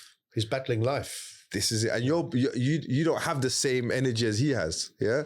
So leaving them a way out is the best way to solve a conflict. So subhanAllah, that was so interesting. That's why we can walk away, we can fight. This is it. You give him a choice. Yeah, I'm happy with both. There's no need to fight. But I'd rather not. Yeah, I'd rather not. Yeah, exactly. And subhanAllah, look at the Rasul Sallallahu Alaihi Wasallam, that's how he was in battle. He'd always side with the easy part. Yeah, always. Yeah. He'd always want to make peace, always. And that's subhanAllah, that's as men. But if there needs to be, like you said, the warrior comes out. If I've got no other choice. I always say, I don't want to be in that situation. Yeah, never. I'll always tell the person, listen, you may beat me, or you 3 may beat me, or you may be let alone. But I'll make sure that I will leave you with something you remember the rest of your life. And I don't want to do that. There's a famous scene. Have you seen The Last Samurai? Oh, yeah. There's that famous scene where he's walking and then he gets surrounded. Do you remember? And he goes in his head. In the end, when he's going towards the castle. Yeah, when they're going to kill. They gave the knife to Hashimoto. Hashimoto's name was. Yes. To do harikiri. That's right. And he came and said, no, then he went and they surrounded him. But he killed them all. Yeah, but there was a moment he's like, I'm actually going to have to fight. Yeah, he went for his gun. Yeah. He didn't have the gun. He thought, this is it. This is it. So there's that. That's make or break, live or die. This is a beautiful film, man. Yeah. Very. It's an emotional one. Yeah. Only warriors will understand that. Oh, 100%, man. Like even the bit where, do you remember the bit where they were following him through the city, and then they trapped him, and he was trying to run away. Yes, And then yes, he yes, was like, okay, Yeah. This is it. this is it, bro. Got no choice. Got no choice. Sometimes you have no choice. That's the thing. This is it. But always leave Always open for other people Yes. to have that choice that, look. That's we why can walk away. every man and woman should have a skill set. Yeah. And that way you say to the person, that way you won't be frightened because you've got the skills to deal with it. But you'd rather say to the person, listen, we could go through this. Do I fear it? Of course I fear it.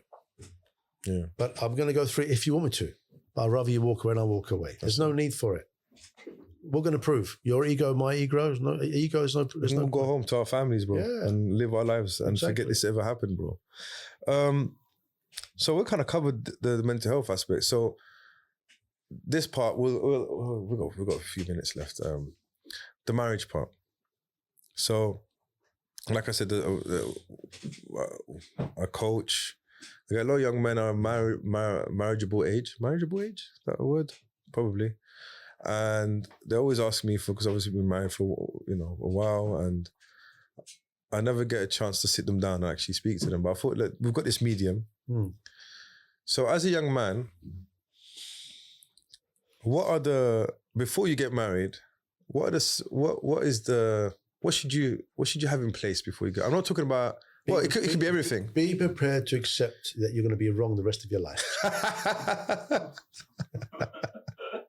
Even if you're right. Okay. Emotional intelligence. Yeah. Okay. We explained earlier that I always give the youngsters the advice to enjoy each other for 2 years. Yeah. And I'm not talking about. So I'm talking about before marriage. I'm talking. Well, look. Okay, I'm talking about physically enjoy each other. Yeah. The physical intimacy. Yeah. Emotional intimacy. Then, if you find his socks on the floor that used to annoy you, it ain't going to bother you. You're going to look at the socks and think, oh, my husband. And you find the jam jar open. What, in the first 2 years? Because I just got a text message yesterday, and my wife's listening to this, bro. She sent a picture of my clothes on the sofa.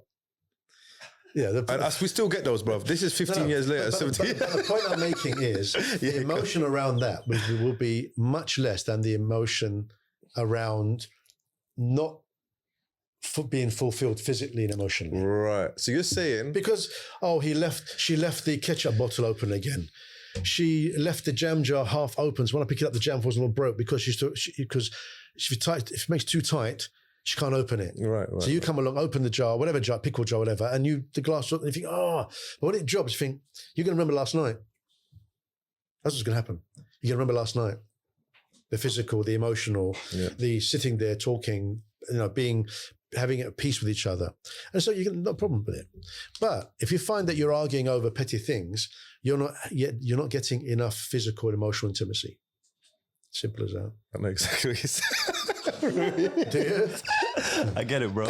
I get it. Say no more because there's kids listening, but say no more, bro. So before marriage, it's the same. I'm not saying you're going to get before marriage. I'm saying that you should bring yourself to a point of self-contention to understand what you want. And for fear of putting labels on like love language and things like that. I mean, love language. Do I believe in it? And everyone's talking about love language. What's your love language? Like miss me with all that. Some people are huggy. Some people are huggy. Some people are, pinchy, they do things for you, physical, emotional, whatever. Right, I understand. So you've got to find out what you want. So when you're going to go to meet someone, you have to be blunt with the questions. Oh yeah, she's wearing hijab and beard. We know the cliches. Alhamdulillah, Islamic cliches. We know that. Alhamdulillah. I don't mean cliches. So the minimum criteria is fulfilled. By the way, when I may label certain things in Deen, yeah, I'm not deviant. I want people to say, what does it mean Islamic cliches? Does it mean that he's saying something against the Deen? You're going to get people like that, unfortunately. When I say Islamic cliches, I mean the things that are normally said about what you're looking for in a husband. Yeah? Don't look for a husband. Look for a father for your child. Yes. Don't look for a wife. Look for a mother for your child. Because that's when the real character comes out. Yeah? Because you may be getting married because of physical or someone to help in your business or I don't know. Yeah? So then you ask questions. How do you deal with anger? Are you easily forgiving? Are you a giver or a taker? How often do you say no more than yes? That will give you some idea about the person's mindset. right? Everybody talks about now it's coming in, now all these podcasts happening all over these social media. You're talking about, you know, I don't need a man. I'm very independent. But then you're going to be single the rest of your life. Yeah, that's it. That's a red As flag. simple as that. And the sisters, now I've heard it. Even at the beginning of the week, I gave a live on TikTok and we spoke about same type of theme, same subject. And I was talking about how women, these days, as soon as they get divorced, they cry domestic violence. Mm. And the sister asked me, how do you prove he didn't do it? We need evidence, don't we? We people have evidence. Yeah. So if he cried out and said, "Oh, I'm divorcing my wife because of she cheated on me," Yeah. are we going to say the same thing? How do you prove she didn't do it? We need evidence. And in relation to this, you need 4 witnesses for that for the pen in the ink pot, as they say. Yeah. 4, not 1, 2, 3, but 4. Or you get lashed. So how can you say if a woman cries domestic violence, you can say, well, you know what I got called? An abuser sympathizer. Mm. I said, sister, do me a favor, and look in the mirror and say, when you come into these groups, don't get too subjective if you're still paining what you're going through. It's fine. It's okay. But don't make it a general thing. Don't put your subjectivity into an objective situation. Yeah. Although the theme is subjective. So we need proof. Is there evidence, any history? And she was saying, like, it's not backbiting because no one knows who it was. Oh, well, she's gonna carry her phone with you every time she has an argument. Well, why not? If he punched you and made a bruise, Take a picture. take a picture. That's history. That's what the judge would ask you. The judge's not going to sit there and say, because she said it, I'm going to accept it. Yeah, it's actually happening now, bro. Well, people have been convicted just from... there is. Because there's testimony. The system is wrong. Yeah, But what I'm saying, as a point of contention to their answer, Yeah. we need evidence. Also, You can't say... say, because she said you have to believe her and you can't prove he didn't do it, it must be true. Where did that come from? Yeah. In this justice system, that's what it's like now. And it's terrible. I don't know the justice system. I'm not a lawyer. I haven't studied it. I don't know. But I know a lot of brothers are going through the pain of it. Yeah. And my only advice is turn to Allah subhanahu wa ta'ala more. Your children don't belong to you. I know it's easy for me to say because I haven't gone through it. Yeah. But I can imagine, I would probably go to prison. But alhamdulillah, I didn't go through all that. So, and it leads on to the fact that when you're going to meet someone, how are you going to talk about your future with them? Yes. Yeah, if anything happens to us, the children will always come first. And you can always tell if someone's sincere or not. I tell you, when I got married, I was 21 at the time, but I had a very clear thing in my head because I followed the model of my parents, So in my head, I was like, I want a wife, I want children.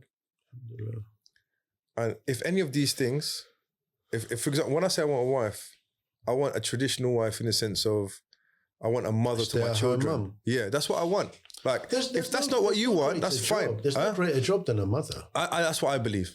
So, and for me, I'm going to go and kill myself outside and make as much money to provide for my family. But you don't want to come home and fight the tigress as well. I don't want to come home and, or I don't want my wife to compete for my job. Yeah. That's or compete with you. Compete with me. We have our roles and I'll try to fulfill my role to the best of my ability. And as long as we understand our roles, so that's number one. So I want to make sure, if she said to me, I only want 2 kids, I'm like, nah, bro. It's not gonna work. And if she said to me, you know what, I want to go on holidays in these places and that, I go, bro, that's not me. I'm not like that kind of guy that is.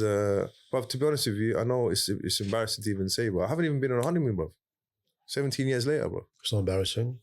But like, she's been bugging me about it, bro. But she's kind of. No, to be fair, she's never stuck it on me, bro. Do something once a year. Yeah. We should. If it doesn't have to be like.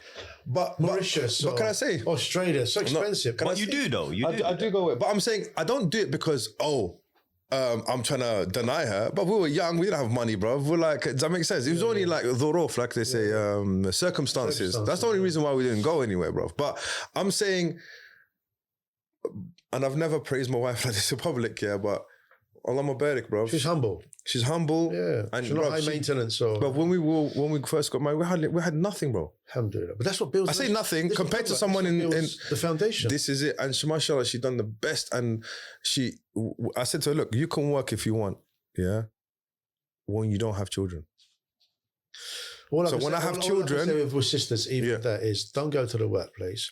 And when Nowadays, I say learn hijama, learn beauty, learn hairdressing, have a little room in your house. You can earn £100 a day. yeah, no, so my criteria is, if you're gonna work, there should be no men there. But I'm not. No, that's my criteria. Me personally, yeah. No, but it's the right criteria, though, isn't it? No men there. So that's number one. Number two, if it gets in the way, kind of thing. You're not contributing to nothing. If you work, that's your money. You don't have to. I don't. If she wants to, it's charity. But That's it. That's not. That's not expected of her. No. Like, if you want to, buy something for the kids, that's just you buying something for them, brother. Like, I don't want, because my role, Allah is going to ask me in their judgment, this is your role. This is what I'm going to be asked about, bro. If I can't do that, then, so this whole thing about 50-50 splitting the heart, bro, that's going to cause mad problems for you. So if you're young. Because the man and woman is created differently. This is it. The 50-50 thing doesn't work. And those women that think that the man has to pay for everything, okay, fine. That's a good thing. Yeah. But you should demand that of your husband, bro. And I feel like, even young guys, if you listen to this is my advice, my opinion. It's this again. Everyone lives differently, yeah. But my opinion is, if you're looking for a potential suitor, and she starts talking about career and all that, bruv, you got to put a question mark over that. Okay, do you know? I'm being serious, man. How many sisters over the age of 40 that haven't been married before? Like, they're like doctors and this and that. And now they're looking for a husband that's around the same age and no kids. Yeah, you're not going to find a husband between 40 and 45 years with no children, not been married before. Where does that come from? You're dreaming. It's nuts, bro. You're probably going to marry somebody 30, maybe you'll be married before, and you're going to be 10 years older than them. And one thing I wanted to say is this tit for tat thing. Oh, but he did this. Why did you do that, sister? Because he did that. Why did you do that, brother? Because she did that. Allah's al-adl. You're not here to give justice. You can't do tit for tat because of the situation. You're going to be asked about your duty. It's not justified. Yes. You can't justify the wrong you're doing to your husband or wife because she did this or he did that. You got to fulfill your duty. You're going to fulfill your duty, 100%. No matter what it is. All about duty. Example,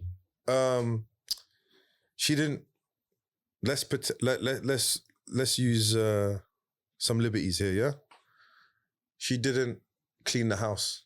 By the way, she doesn't have to. She doesn't have to. Yeah, but I think she does. But it's not legislated though. No, I know what you're saying. But of course, it's not legislated. Islamically, it's not legislated. Hours out there. Yeah. You expect the house to be a little bit clean. But I don't have to be with you then. Do you see what I'm saying? Like, it's not haram if you don't do it. Yeah. But I don't have to be with you though. So if that's my criteria. But anyway, let's just say that's agreed upon or whatever. Yeah. It doesn't mean that you stop working, bro. Nah, I'm not gonna. Yeah, I'm not gonna provide for you because you haven't done this. Nah, bro, it doesn't work like that. You still got to do what you have to do. Abu Bakr as-Siddiq was still ordered to pay the people he was giving charity to, even though they slandered his daughter. So who are we to get self-righteous? So that's the thing about men. Don't be a little baby, man. Like, being a man is difficult. It's not easy. You have to. It's hard. You were going to use something else there, isn't it? That is, it was. That is, wimpy. That is like, oh, she didn't do that. So I'm gonna do that. Stop being a bee. Yeah, stop it, man. Because, and also, no one, like, there was a famous guy, I can't remember his name, but anyway, he said, when I realized no one was coming, no one's coming, bruv. As a man, you're an island, bruv. I want to talk about that in mental. I forgot this bit as well. Go on. People that get privileged as they get older, it's because, alhamdulillah, because everything for them was fixed growing up. So when your children come to you and say, Baba, look what happened. Oh, let me sort it out for you. You become fixers.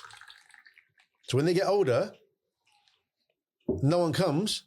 They say, oh, but when no one's coming, help me, what's going on? And you start becoming like a victim and they start, oh, look what happened to me. Listen, when the children come to you, say, what are you going to do about it? Deal with the business. What are you going to do with it? this, that, and that. Okay, if you want my help, ask me. I remember my dad. Don't say, let me do this for you. Let me do this for you. No. What are you going to do? What happened? Okay, what are you going to do? What do you want to do about it? If you want help with it, tell me. My dad at 60, I remember this conversation he had with me. But it was like a 15-second conversation. He said, look at me. I'm not buying you anything from today. That's what he said. How old was you? 16. That's it. Today, Be the man it and bite stops, yourself. bruv. Bite yourself. Bite yourself. He said, look at me in the eyes. Yeah, I ain't getting you nothing, bruv. Apart from food that is required of me because you're still a You child. would think, oh, my dad's Do you know how, in my head, wallahi, Ramiz, wallahi, that day I was like, this is outrageous. How dare you? Like, I remember thinking about that. Oh, how can you say that to me, man? I remember I asked him for trainers. He goes, you got money. You got money. And wallahi, like, from that day, he never gave me a penny. But you know what is the best thing he's ever done for me, bro? Oh, my day. Because I went and found a job. I worked in McDonald's that summer, bro. How old are you? 16, yeah? Yeah, I figured it out. When I came from Dulwich, I was born in Dulwich, 5 years old, to East London. So we had, when we moved to the CAF, I was going on 9 years old. Okay. A few months before I was 9. On a Saturday, my mum would say to me and my brother, now it was me at the time, and my brother was maybe 6 going on 7. And we had a 1-year-old brother. Obviously, one you can't do nothing. We're the CAF, right? Yeah. On a Saturday, mum said, take all the clothes, take it across the road. Next to the masjid, there's a laundrette. Right. Wash the clothes, dry it, fold it, put my clothes and dad's clothes on our bed, go put the clothes away. Then we'd hoover, we'd polish. Mum liked the pledge. You know, pledge? Oh, I love She pledge, loved yeah. pledge. Yeah. Everywhere. Pledge everywhere. We was on the second floor. I would climb out, put my bum on the ledge, pull the sash window and clean the windows, actually. No one told me. From the outside. We was in that shop, was in that cafe shop for 26 years. I think the first 21 years we had no central heating nor double glazing. When it snowed, and we had 2 paraffin heaters, that's what we had. Oh, those square ones. The ones that come forward, you light it. Yeah, I remember those. We put the cooker thing on top. We put chestnuts on it. My father would say on a Saturday before we watched Cannon on Ball, Little Large and Milk and Wise. Oh my God. Beautiful days, bro. Yeah, they were. Milk and Wise. My dad went hungry. He'd make toast and bring like Turkish breakfast, like jam and honey, whatever, olives and tea and toast. Put the tea on the paraffin. It was great. 1 room. Yeah. It was freezing. So the point I'm making, then after I'd finished polishing the windows and all that, we'd do it upstairs, bedrooms, just me and my brother. I'm going on 9, he's going on 7. Then we'd have to go downstairs, peel potatoes and butter bread. I'm like, oh, I want to watch Hong Kong Phooey. But you know what? When my father bought that tumbler, the peeled potatoes, I kissed it. But from that point, I knew it gave me a good work ethic because my first job, apart from that dad's CAF, I was about 12, 13. I was to break boxes for a greengrocers. And I was there on and off for 15 years until I was like 28. SubhanAllah. Not every day. I'd work there for a few months and I'd leave. Yeah. Kids these days. What, you just break boxes? That's what break boxes. Serious? This guy's moving mad food in there, bro. He's moving big bits. That's a good money. Yeah, I was eating fruit as well. Yeah. But this guy's moving. How much vegetables is he moving, man? It's like... That's a greengrocers. Yeah, of course, but... Yeah, I remember I had my first fight there as well. But subhanAllah, to go back to kind of the marriage aspect, when you're looking for a spouse, number 1, get yourself correct. Yeah, my dad said this to me. First, get yourself emotional and everything correct, or then, but it's going to take too long. But my dad said, got patience for it. My dad said to me this. He goes, think about it. If you were a woman, you as a human being was a woman, would you marry yourself? Seriously, he goes, would you think about it? He goes, look yourself in the mirror. Really, I need to speak to your dad. Yeah, he's a G, bruv. Allahumma barik, may Allah protect him, bruv. Yeah, I need to speak to your dad. He goes, look in the mirror. That's fantastic. Yeah, because if you can't marry that person in the mirror, then who the hell's gonna marry you, bruv? Think about it. You got no job. I remember at 16, subhanAllah. I don't know if I could share this, bro. Wow. Is it rago? As they say? No, it's not rago. It's like I must have been about 17, 18. I said I want to get married. When I was 17, 18, actually, I said I want to get married. I was like 5 years old still. So he said, yeah, you want to get married, yeah? Nah, you're not ready. I said, no, I want to get married. He organized a meeting. Well, I couldn't even look the girl in the face, bro. I wasn't even in the same room as her, bro. I couldn't.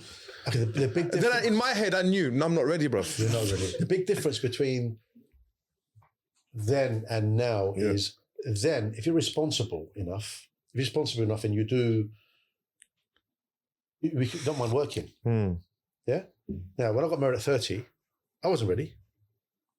But I got on with it. All I had to do was provide work and provide food and shelter. No problem. That's okay. But I was emotionally dismissive. Nowadays, no one cares if you can work or not. They want more emotion. Yeah. And emotional intimacy, physical intimacy. That's what they want.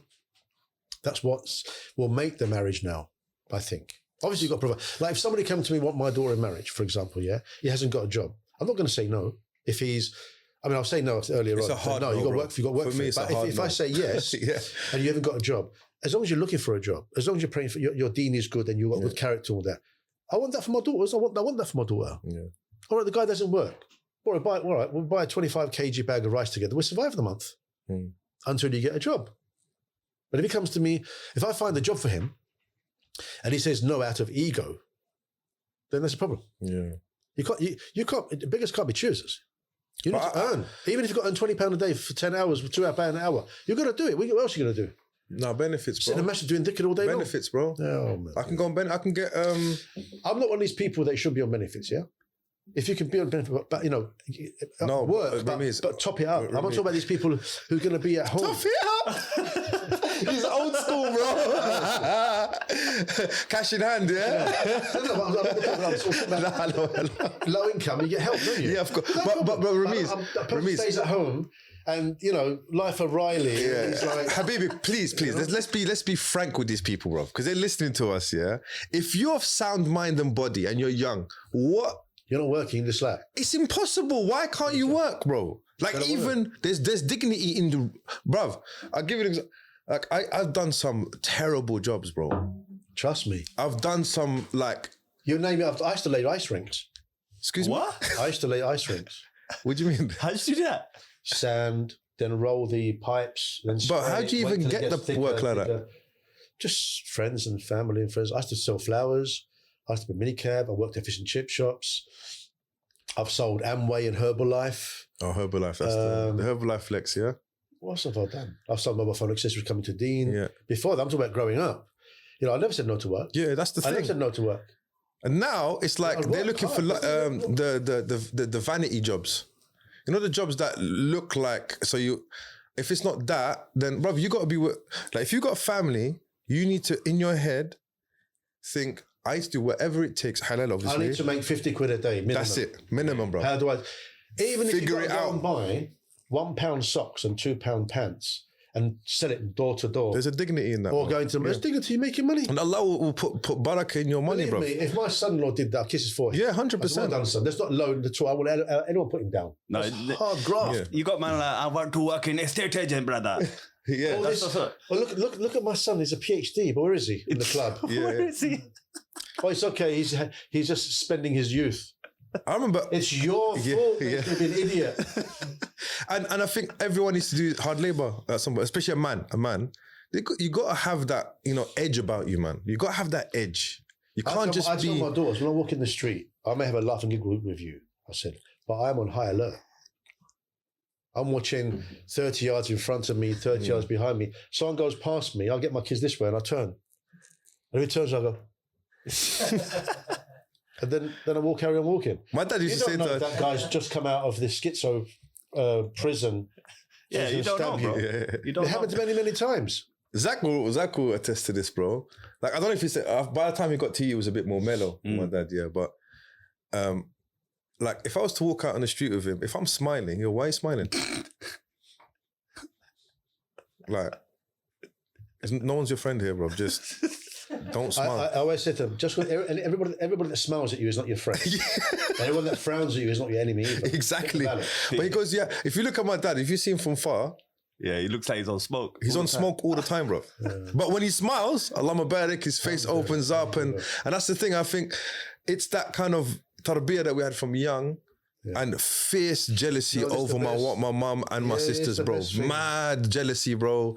And when I say jealousy in the sense of... غيرة, yeah. غير. But what's Protection. what's the English translation to that, bro? What's the can't closest? really. There's no really... I mean, I don't know Arabic that much, yeah? It's because they ain't got it, bro. But They don't have it. Because my English is Protective jealousy. good. Yeah, that's why I call it. Yeah, protective It's jealousy. protectiveness. There's nothing else. Yeah, 100%. الرجال قوامون على النساء. This is it. You're protecting this. Okay. I spoke to a sister some time back, and we spoke for marriage. Yeah. And we spoke about hijab and jilbab, which she's wearing. And I said, as long as you don't wear belts or it doesn't show your waist, doesn't. She goes, oh brother, mashallah, you're caring and you are protective. I like that. I said, alhamdulillah, I can't be any other way. I'm not perfect in the same, but I'm gonna do my best. And then the questions arose later on. What do you think of a sister who goes on holiday with her friends or goes to restaurants or that? I said, well, you're asking me questions you know the answer to. So, cut a long story short, she thought that I was being controlling. I said, I don't mind you going to a restaurant, come back at 9 o'clock, as long as if you're with your family, stay till Fajr. If you go to your family's house, stay till Fajr. If you go to a friend's house, stay till Fajr. But you're not going to go out there staying 10, 11 o'clock, 12 o'clock at night time, like freedom. Yeah? So I got the backlash of that. I said, it's funny you said I'm being protective when we talk about jilbab and hijab. When we talk about that, I'm not being protective. It's for your protect. That's why I say to you, be safe when you go. Pardon me. Go be safe. So why do you say that's protectiveness? Because you've built up some habits, your freedom habits, and now there's comes time to get married. You find it a bit difficult to stop those habits, which is freedom. Yeah, I'll go out with you. If you want me, I'll take you out. Yeah. You know, but don't tell me that you want to go with your friends and have that kind of freedom. That doesn't work for a Muslim woman. Even for me, like for example, brother, if I said my views on this podcast, like no filter, I'd probably get cancelled, bro. Real talk. You'll be in a Romanian prison, bro. Yeah, I'll be in a prison, bro. but next door to Andrew. because I think men, like I give you an example, yeah. If they don't see us as this men. They don't see us. They don't see that. This is controlling. Yeah, it's because not. They want their freedom. But also, what I won't do, I can guarantee you that. What I won't skirt either. I won't wear. But what I won't do as my wife, I'm not going to stay out until 12 o'clock in the morning. Yeah, you don't do it. I don't do it. No, so I'm not going to be, because I'm a family man. Exactly. I'm not gonna let my wife sleep by herself and I'm out with my friends till 3 in the morning, bro. That's not going to happen, bro. No, I don't stay out till 12 o'clock, whatever at night. I can't do it anymore. I just find it boring. Yeah. Especially when I see brothers who are like, you know, talking and playing talk about football and getting married again. I say, shut up, you're never going to do it. You're never going to do it. Oh, you did it, brother. Well, yeah, but there were circumstances around it and you need the emotional thingy about it. And you guys haven't got the emotion. Obviously, I can tell you ain't got the emotion for it. And also, I don't agree with this thing as well of, women should be like this. And then men, we can do anything we want. Bruv, that's not true because we have to restrict like that. Like I said, like with Andrew Tate, for example, Like a lot of the stuff, I don't know what his views are now since he's become Muslim, but when he was talking about, I can have this many women, I can do that. Yeah. Bruv, as a Muslim, I have a responsibility to act in a specific way, bro. Yeah. Like flirting with women, bruv, or being overly friendly with someone that's not my wife, bro, or my. Does that make sense? Things like this. We have, like in the workplace, for example, when I used to work, I'd never have a meeting one-to-one with a female colleague, bro. It's not happening, bruv. And not because, maybe nothing's going to happen, but that's as respect to my wife. Do you understand? I see what you mean. I wouldn't have but my colleagues didn't have my phone number for a long time until like there was they absolutely had to have it. for like your line manager or whoever it was. But there's colleagues used to text me after work. I would air it until the next day. I wouldn't even message it back. It would be something to do with work, but I'd air it. I'm not messaging because when you open that door, then you answer them face to face. This is it. Yeah. If you open that door, there's a balance. Like for example, your wife goes out with her friends. If they're in a restaurant, and there's like 5 of them, and they're all this that, bruv. For me, I'm not having that, bro. I'm sorry, bro. Some brothers are silly Sarahs. Silly Sarahs. Yeah. Silly What's Sarahs. that? Like that. Silly Sarahs. Giggly and Giggly, silly Sarahs, yeah. And everyone's looking, bruv, I'm sorry, that's a disrespect to me, bruv. Yeah. Because I wouldn't be around in a way where it would disrespect my wife at home. People would say that I'm a loud character. I'm a strong character, but I can't be. I go to restaurants with brothers and friends, and they'd be loud. Yeah. And I feel embarrassed. So brothers, keep it down. Because we're enjoying it. I said, I can't deal with it. No, but talking to the waitress, like, oh, all right, darling, this, that. No. And that's what I'm talking. No, I'm not talking about. Because men is different, isn't it? Men, like, we can control. Women, you don't want that intention. There might be a dude in there who's a predator, bruv, and all of a sudden you've piqued his interest. Now, what's going on over there? Let me wait a little bit when they leave and follow. And I'll try. Yeah. Does that make sense? So this is the kind of, like, I know, like, some of the newer generation, especially girls listening to this, they'll be thinking, this guy's like a misogynist, bro. No. Well, there was. I'm responsible for you, man. You're being protective. This is it. It's important. So that's the problem. And I feel for now, like, guys, like, you know, and a few brothers looking at sisters and the stuff that they show me messages, bro. I'm like, bro, you're gonna have issues, man.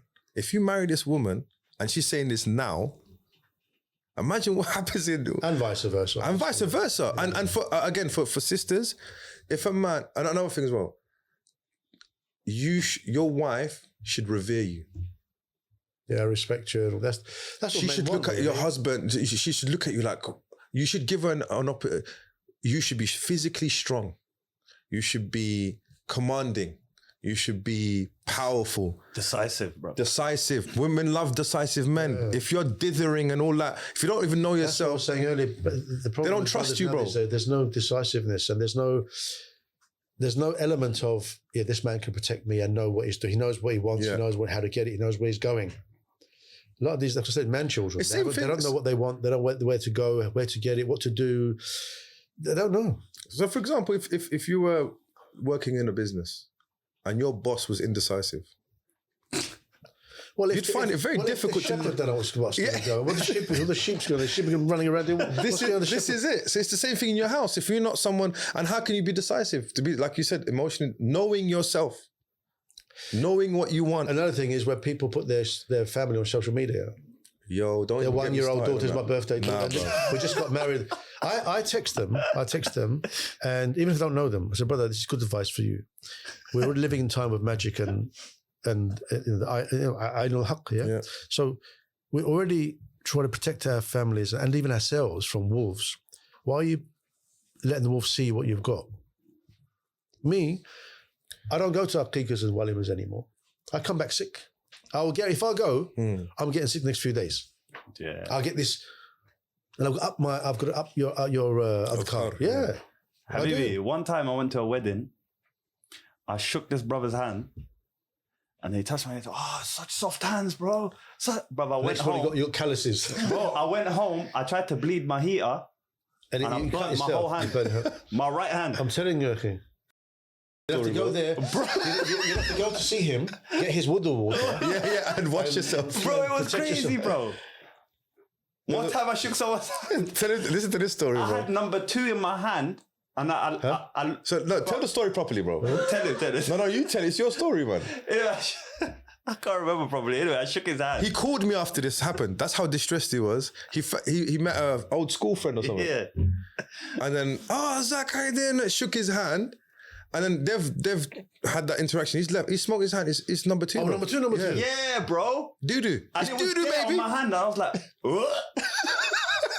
And that's beside. We kind of digressed, yeah. Yeah. But yeah, like to go back about like young men getting married. Like you said, find yourself first. And I don't mean it in a hippie sense. Really, have you been, like, for example, have you been really tested? Like, before you got married, have you been put in a... Well, generally speaking. I know you've been tested 100%. Just a little bit. You've got the scars all over to prove it, innit? But you see what I'm saying? Like, have you been in hardship? Have you worked hard? Have you worked? Have you made money? Have you lost money? Have you lost money? Have you been broken? Yeah, because women want men who have been through things, bro. Who weathered. Sometimes though, not being weathered helps out as well. Works out was a lot of times as well. We're example. Talking about someone who's brought up in a very well-to-do family. He's never been out, so he finds a wife that's done the same, and there's more ihtiram there. But there's more respect. You can still be brought up in a well-to-do family, but still, bro. For example, going through education, really studying hard, or going to the gym, and this is what I'm talking about: being physically fit, mentally sharp. Yeah, but also if you're unweathered and you get tested, you're just going to crumble. Yeah, it's true. It's more about your mentality more than... I'm talking about the relationships do work. I'm talking about that Of course, yeah. A lot of people, like for example, the people who are well-to-do families, they have it Quran, they get on with it, and the tests come, they handle it with a bit more humbleness. Yes. It's okay. It's all right.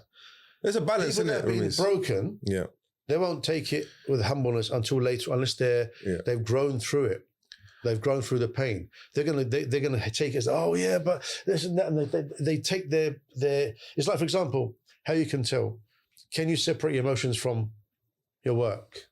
Like, for example, when I teach Hijama, for example, I tell the students, if you had an argument with your parents at home, or your wife at home, or your husband at home, and you're going to do Hijama, you're holding a blade. That stress is going to come through. It's going to come through. So you need to separate it. And I never understood that. Why? Because I couldn't do it before. Now it's simple. If I have an argument or I'm stressed, when I'm at work, you think everything's fine. I deal with it very, very quickly. But how I deal with it, I'm wrong.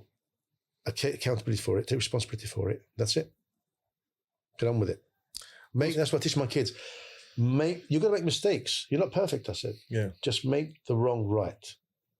That's what's expected. That is all that's expected of you. Just like Allah, when you make a sin, what's expected of you? Istighfar and tawbah, and you get up. Yeah, feel the nadam for a while. The nadam and tawbah, the guilt and the regret and the remorse. And you move forward. That's why you should never define yourself by your past. Learn from it. Look into the future where you want to go, but be in the present to deal with it. You said this a lot, because I went through your TikToks, bro. I went over a bit of creeped out on you a little bit, bro. You were creeping out. I was creeping out on you, bro. I was like, let me. I thought I felt someone. I said, Bismillah, alhamdulillah. But you talk a lot about the present, and I feel like that's what's going to make you contentment. Yeah, you can't be content if you live in the past or the future. So I want you to kind of delve into this a little bit, and we can round it off with this year, because I feel like for me, I'm someone who's always in the future, bro. Okay. And it's caused me massive amounts of pain. Yeah? What happens to a broken slave? Are you asking me? Yeah, what was a broken slave? A broken slave? Yeah. What do you mean? Doesn't do the work. No, you accept your fate. A broken. Sorry. Okay, so a slave that has their will's been broken. Yeah, broken, but you become a slave. Your will's been broken. Oh, I see what you mean. Yes, that's what society is doing to us now. In order to subdue us, they're battering us with all sorts of control mechanisms, right? So when you've gone through, like, you're weathered, you've gone through difficulties, you're broken, etc. In the end, it's like when someone's punched you in the face and you can't stop it, you just sit there and just take it, don't you? You can't. There's nothing you can do about it, and that's where you've got to get yourself to. You've got to be sincere. You've got to be sincere enough to yourself and to Allah subhanahu wa ta'ala that whatever you've gone through, it was meant to be. So you stop playing the victim and just accept it. Anything good that happens to us, Allah says to praise Allah. Anything other than that, don't say anything bad, because it's not bad. Anything from Allah is good, whether you like it or not. So anything you dislike, blame no one but yourself. So I can go in the future, I can go in the past now and look at these certain things. I don't get triggered as much as I used to be triggered. My triggering comes from now. Like when I was talking to the sister about marriage, I said, you're comparing me a lot, aren't you? I said, if I'm going to decide to marry you, I'm not deciding to marry you based on my previous relationships that I'm comparing you with. I'm going to make my decision on you now, who you are now, this person now, what you provide and give to me. I'm not going to say, well, previously my wife didn't do this, so I expect you to do it. I don't talk like that. I'm going to say, this is what I wanted to put to the table. This is me. I'm very straight. This is it. What are you willing to do? I said, be careful what you say, because I hold it against you. If you say you're going to do something, you do it. Kalam wahid, you do it. I don't hear anything else. Otherwise, there's no point to it. If I can't get my peace, there's no point to it. If I'm trying to get you out of the hole and you're holding on to the rope, instead of climbing out and trying to pull me in, I'm going to let go. If you blame me for it, that's your lot. Can't blame you for letting go of the rope. I tried to take you out of it. The same way I'm trying to help you in a relationship, you're trying to help me in a relationship, we're trying to help each other. But if you're going to come with wounds and bleed on me that I didn't make those wounds, I'll help you through them. But if you're going to use me instead, if you're going to attack me when you should be attacking the person who did it, because it happens. It happens in a relationship. Once you're talking to me. You're not talking to your ex. You're not talking to your father here. I said you're going to talk to your father or talk to your ex or together to have some closure here. This is what happens. People think, this will happen to me. Okay, fine. What have you done with it? What have you done with it? What have you done about it? You're still carrying it. There's one saying there's two Chinese monks. I don't know if you heard the story. They're across the river. They're very like us. They've got rules and regulations, they mix with women, etc., etc. So they found a woman who wanted to cross over. So one of the monks grabbed her and walked her over. And the other monk went, you're like saying, astaghfirullah. Yeah. He said, what are you doing? Blah, blah, this, you're not supposed to. And he just kept silent. They're both walking at home, they had their dinner. He goes, how could you do that? That's not what we do. That's not right. At night time, they're about to go to sleep and the man's continuing. And the other guy said, I left her by the river. Are you still carrying her?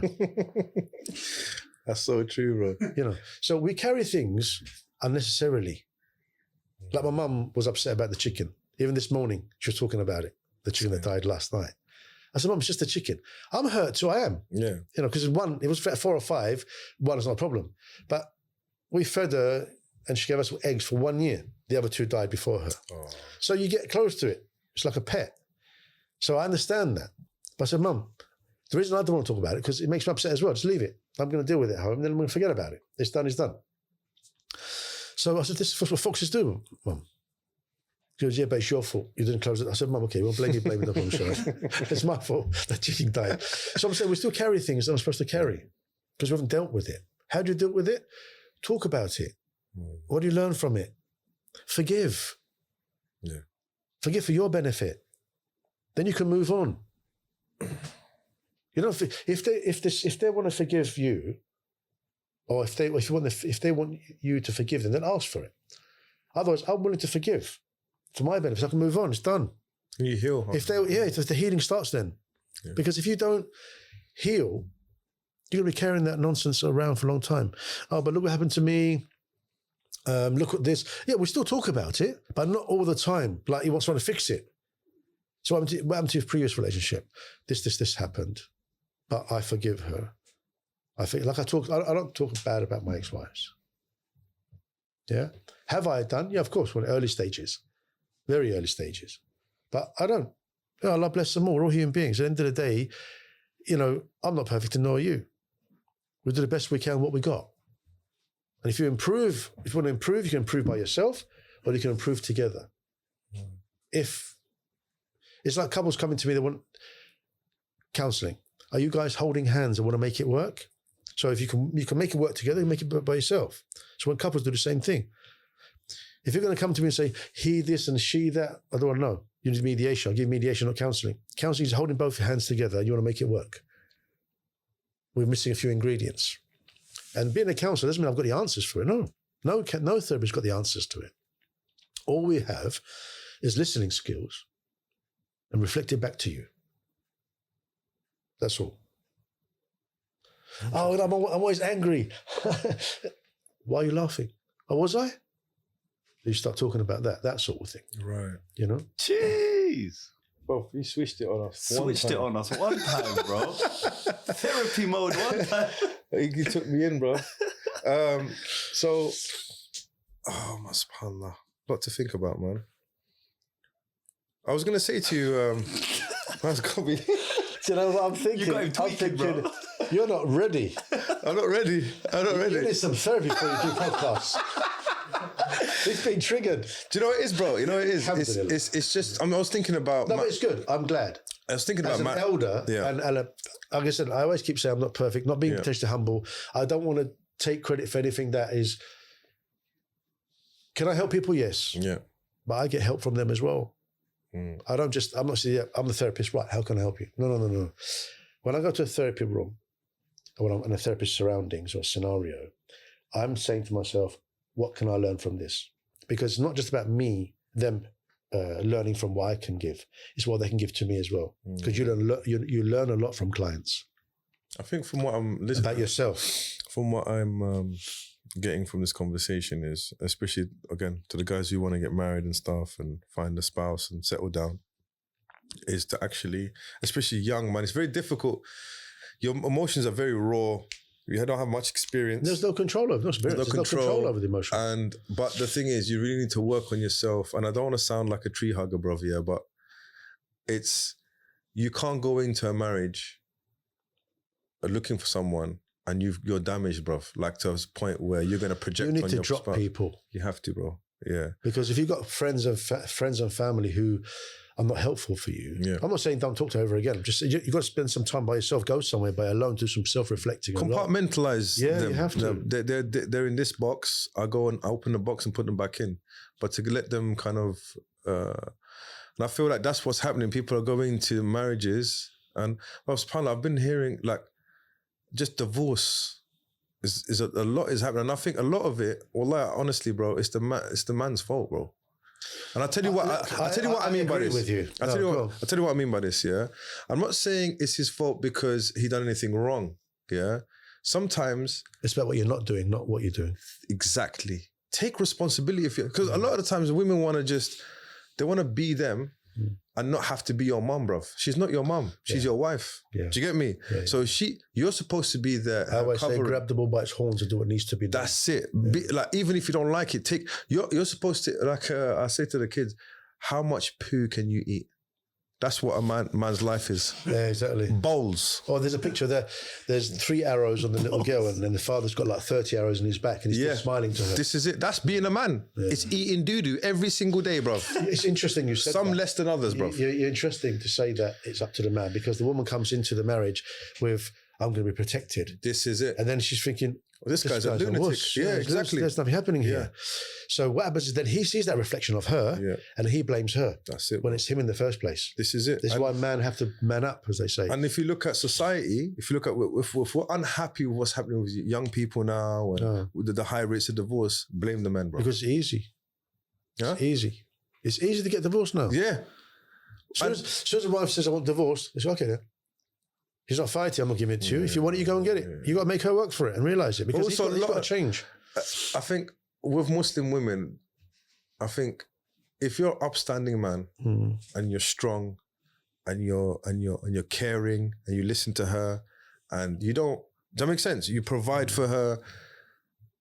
As long as she fears Allah, she's going to be content with you, bro. Honestly, bro, she will be. Because if you've married that person for the sake of Allah, because that's really why you should be married, not for the sake of her. If you're married for the sake of Allah, and you do, you're taking the care of one of Allah's creation. This is it. It's like you don't buy a pet and don't look after it.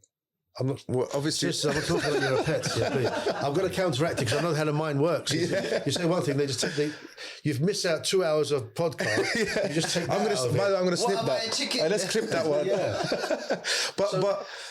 But also, you're taking her out, especially if they've come from a mum and dad's in the house and everything. You've taken her out that environment from the stewardship of our father and our mother.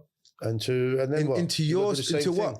You have to carry on that stewardship. If you want to see what kind of woman you're marrying and you want that type of woman, you got to look how she treats her father. 100%. And how her mum is in the house, bro. With the father, how his mum is in the house. Yeah. Now, there's a brother I know, a very close brother, and he's found a sister to marry, and he keeps telling me with the conversations they have. Halal, great. Yeah. Need to go and see her, get married. She's not here. She's abroad. He says, he keeps mentioning this. And I said, well, you keep mentioning it to me because it affects you in a good way. And what she says to me is, my father comes home late. I don't sleep until I kiss him on the forehead and say salam. Then I go to sleep. I said, if you let this woman go, I'm going to slap you. This is a keeper. She's staying up, not going to bed until she sees her father, say salam to him, kiss his forehead, then go to sleep. What are you waiting for? Yeah. I'd marry her tomorrow. What are you waiting for? Forget everything. I don't need no meeting or referencing. That's enough reference for me. And if you can tell. Another one, if you go to the girl's house and the dad And it's not always the case, bro. That is the man. the king of the king in the house, yeah. bro. That girl. PUBG. Yeah, and the mum treats him like that. The mum's really respectful of him and she cares what he says and, I'll ask my husband first and this, that, the other.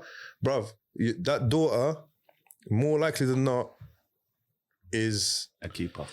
bro. One of the things. That's one of the. It's only one of the things. Obviously, there's other things. But it's a big deal. It's an urgent. It's an important thing. But also, you have a massive, massive job in your hands because she's going to be comparing her To high standard. So come correctly, bro.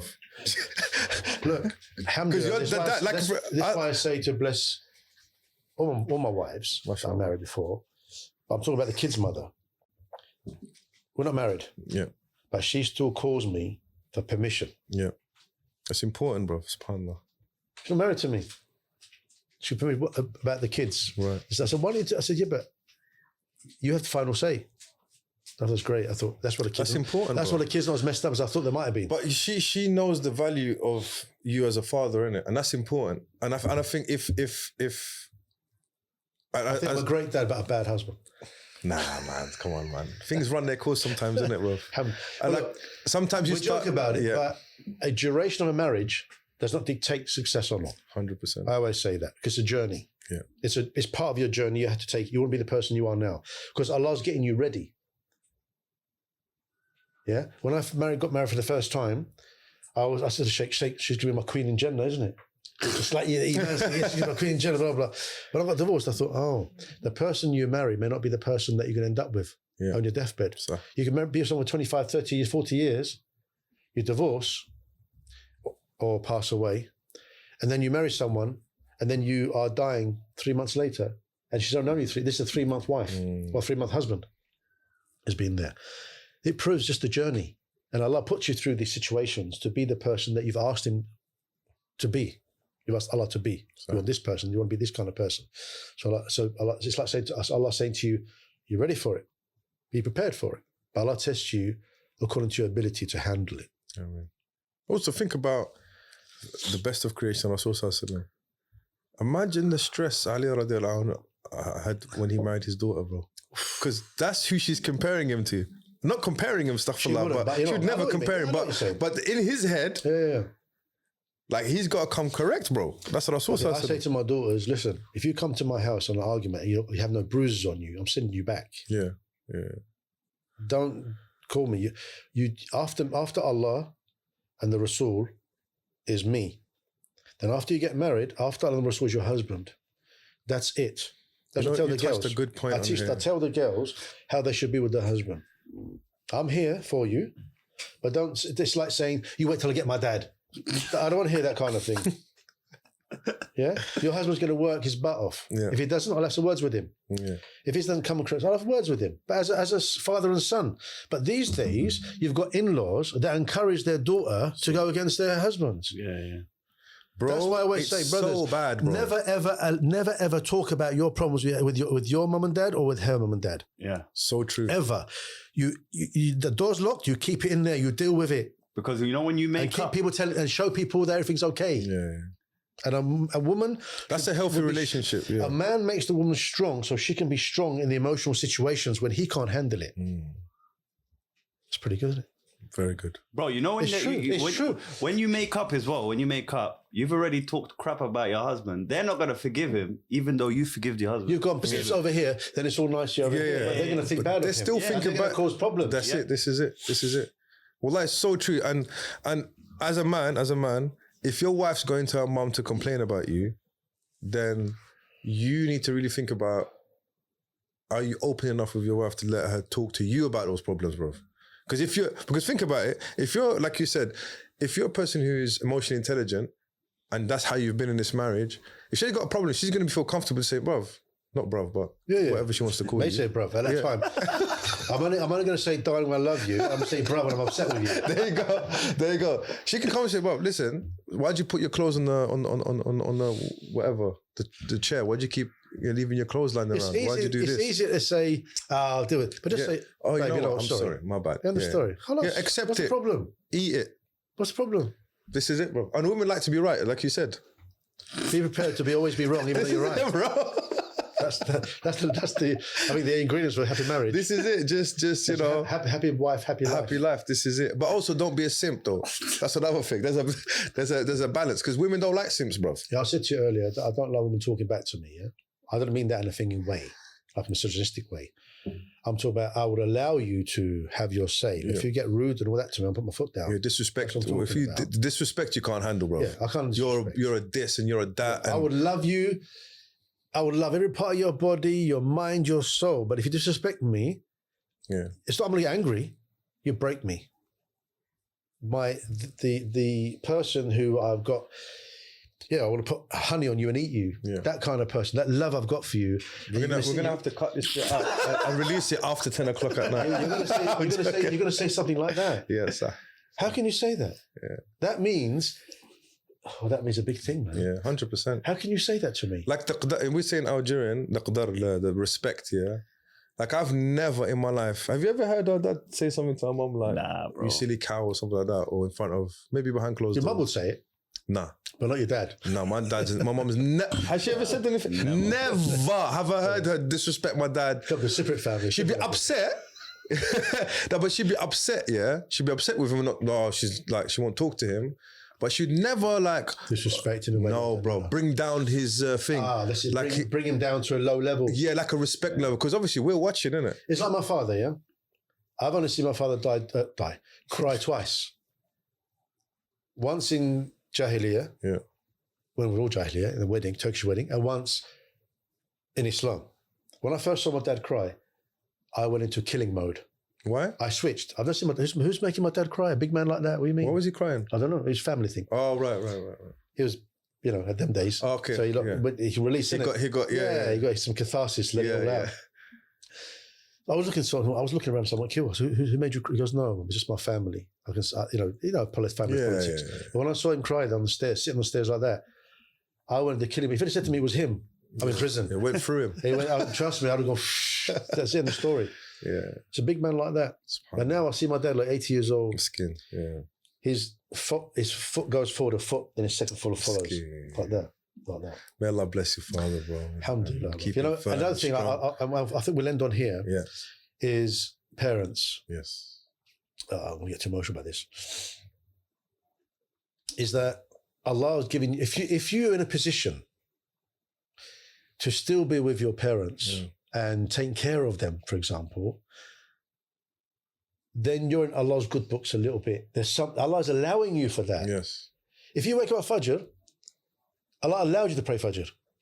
If you remember Allah, Allah's reminded you to remember Him because you want to. So if you're in a position to helping your parents, and if my parents die, Allah give them a longer life, I'm going to get worried. I'm going to find something else. I'm not going to rely on my prayer. I'm going to find something that's getting me to Jannah. Because your parents are your Jannah. And you've got people nowadays, they don't talk to their parents. And they justify it. All right, that's generalizing, yeah? There are some parents who are a little bit nasty. Yeah. And I can understand why. But that's still killing him. The parents are making it difficult for him to come and say sorry or try to deal with it because they're always like that. But generally speaking, I feel privileged because in my 20s and probably 30s when I first come to Deen, I wasn't around. I was very aloof. Very aloof. So now Allah's giving the opportunity to spend some time with them and make some amends and make some, like the other day, my dad's making yogurt. Yeah, Jeez, that's so Turkish Cypriot. That's the most Turkish thing I've ever heard. So he's making yogurt, and I'm with him. But I'm not looking at the yogurt. I'm looking at my dad's head. Yeah. What's wrong? And I'm looking. I'm thinking. No, I'm looking at my dad's head, but I'm thinking. That's my dad. Yeah. What he spent 26 years in the same kitchen with my mum to bring us up. SubhanAllah. Now I resented my parents for a while. And that stopped when I got to a certain level of hierarchy. Now I realise, because of what stress they went to bring up 5 kids in the 70s, 80s. It's hard. So I looked and I thought, look at my dad, man. Look. And I kissed him on his head. And I thought, memories, Baba. This is memories for me. Or if I go before you, it's memories for you. Shout out to your dad, Ramiz, as well. I will do, inshallah. Shout him out. What's your dad's name? Ibrahim Akinji. Uncle Ibrahim. They think it's Nigerian because the name Akinji. That's an Iranian name, isn't it? It's like a Persian it's Nigerian. name. They have Akinoji. They say, Why is it? They say, Doctor, you are Nigerian. Mum's name's Akunji. You know, You are Nigerian. You know, Amir's mum's side, they're Akunji, I think. Is it? As well. Akıncı in Turkish, C is a J. Akıncılar are village pillagers. They're like but it's warriors. AKUNGJEE. That's how it's, Akunji. yeah. Now we have Akinji, AKINCI, or English, AKINDJI. It's not Akindiji, Akinji. Akinji. When Nigerians see that, they have Akinoji. Yes. May Allah bless. But your dad makes yogurt, yeah? That's Yeah. banging, bro. And Allah forgive me, but I have a go at him sometimes. It's tough love. I said, Baba, what are you doing, Baba? Leave the yogurt. We can leave it. Because I'm afraid he's going to fall and all that stuff. But I want to say to him, Baba, I love you so much. Yeah. They're going to hurt yourself. I can't say But it. he wants the. I'll let him do it. I said, anyway, he's 8 He needs years to old. keep He wants himself you keep busy and all that, you know? What you say yogurt? What kind of is that? Like drink, like iron kind of? No, not iron. actual Fresh yogurt, bro. He's making fresh yogurt. How? You boil the milk so it froths up. Yeah. Then you have to let it cool down. And then you have to boil it to reduce all the water, so it gets thick. Then you put your elbow in it to check like the right temperature of like the baby milk is doing like that. Yeah. You put your elbow in the. Or your finger to test it, just so you can handle the sting. Right. Yeah. So it And so you cools down. handle it cools down. Yeah. When it cools down to a point where you can handle the You can sting, touch it. Yeah. you add 2 or 3 tablespoons of yogurt, mix it in, then pour it in the jars, put tissue on top, close it, and you get a bowl of hot boiling water with the tray on top, and you put the yogurt on there, cover it with a towel until morning, and it sets. If you bang it during the night accidentally, you won't set ever. Then you've got to put it in the fridge for 24 hours. If you eat it before the 24 hours, it becomes like on your teeth. It's like not really ready. That's a job, bro. But what's it? You use yogurt to make Half yogurt. an hour does it? Huh? You use yogurt to make yogurt. Right. It's like a bit like what's the thing? Yeast? To make Yeast. bread? Yeah. Oh, okay. You need the catalyzer, didn't you? Right. Mashallah. It's like making curds. Right. I got you. Yeah, you add lemon juice or vinegar Yeah. through the milk. To activate it. Activate it, it becomes lumpy, and you got the whey, which is very healthy for you. And then you got the soft curds to make cheese. Did you learn how to do it, bro? Yeah. You learned, Bro, he's not. He can't call himself. There's not much I Turkish. can't do. Yeah. Alhamdulillah. Alhamdulillah, not with the food. I might have to come down and get some adjustments from you, bro. No problem, mate. My Ilford, neck's man. all Come over the down, man. place, bro. Where's no your pain, no gain. Welcome to the House of Pain. Where's your clinic? Ilford, Cranbrook Road. Whereabouts in Therapy Cranbrook? Clinic, London. Okay. Above hills. I'll leave your details in the description. Yeah, no inshallah. problem. And Inshallah. well, barakallahu fik, I could like. Alhamdulillah, it's great. Shall It's we good read you time. on again? Yeah, no problem.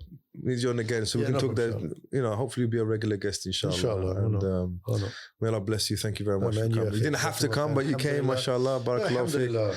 And I always believe there's always a reason. It wasn't Yeah. just for the podcast. There's Yeah. always other reasons that Yeah, are to do with the akhirah or Alhamdulillah. friendship or Alhamdulillah. brotherhood. Yeah. It's always the case. barakallahu fik. Jazakallahu khairan. Especially if you take me out to dinner.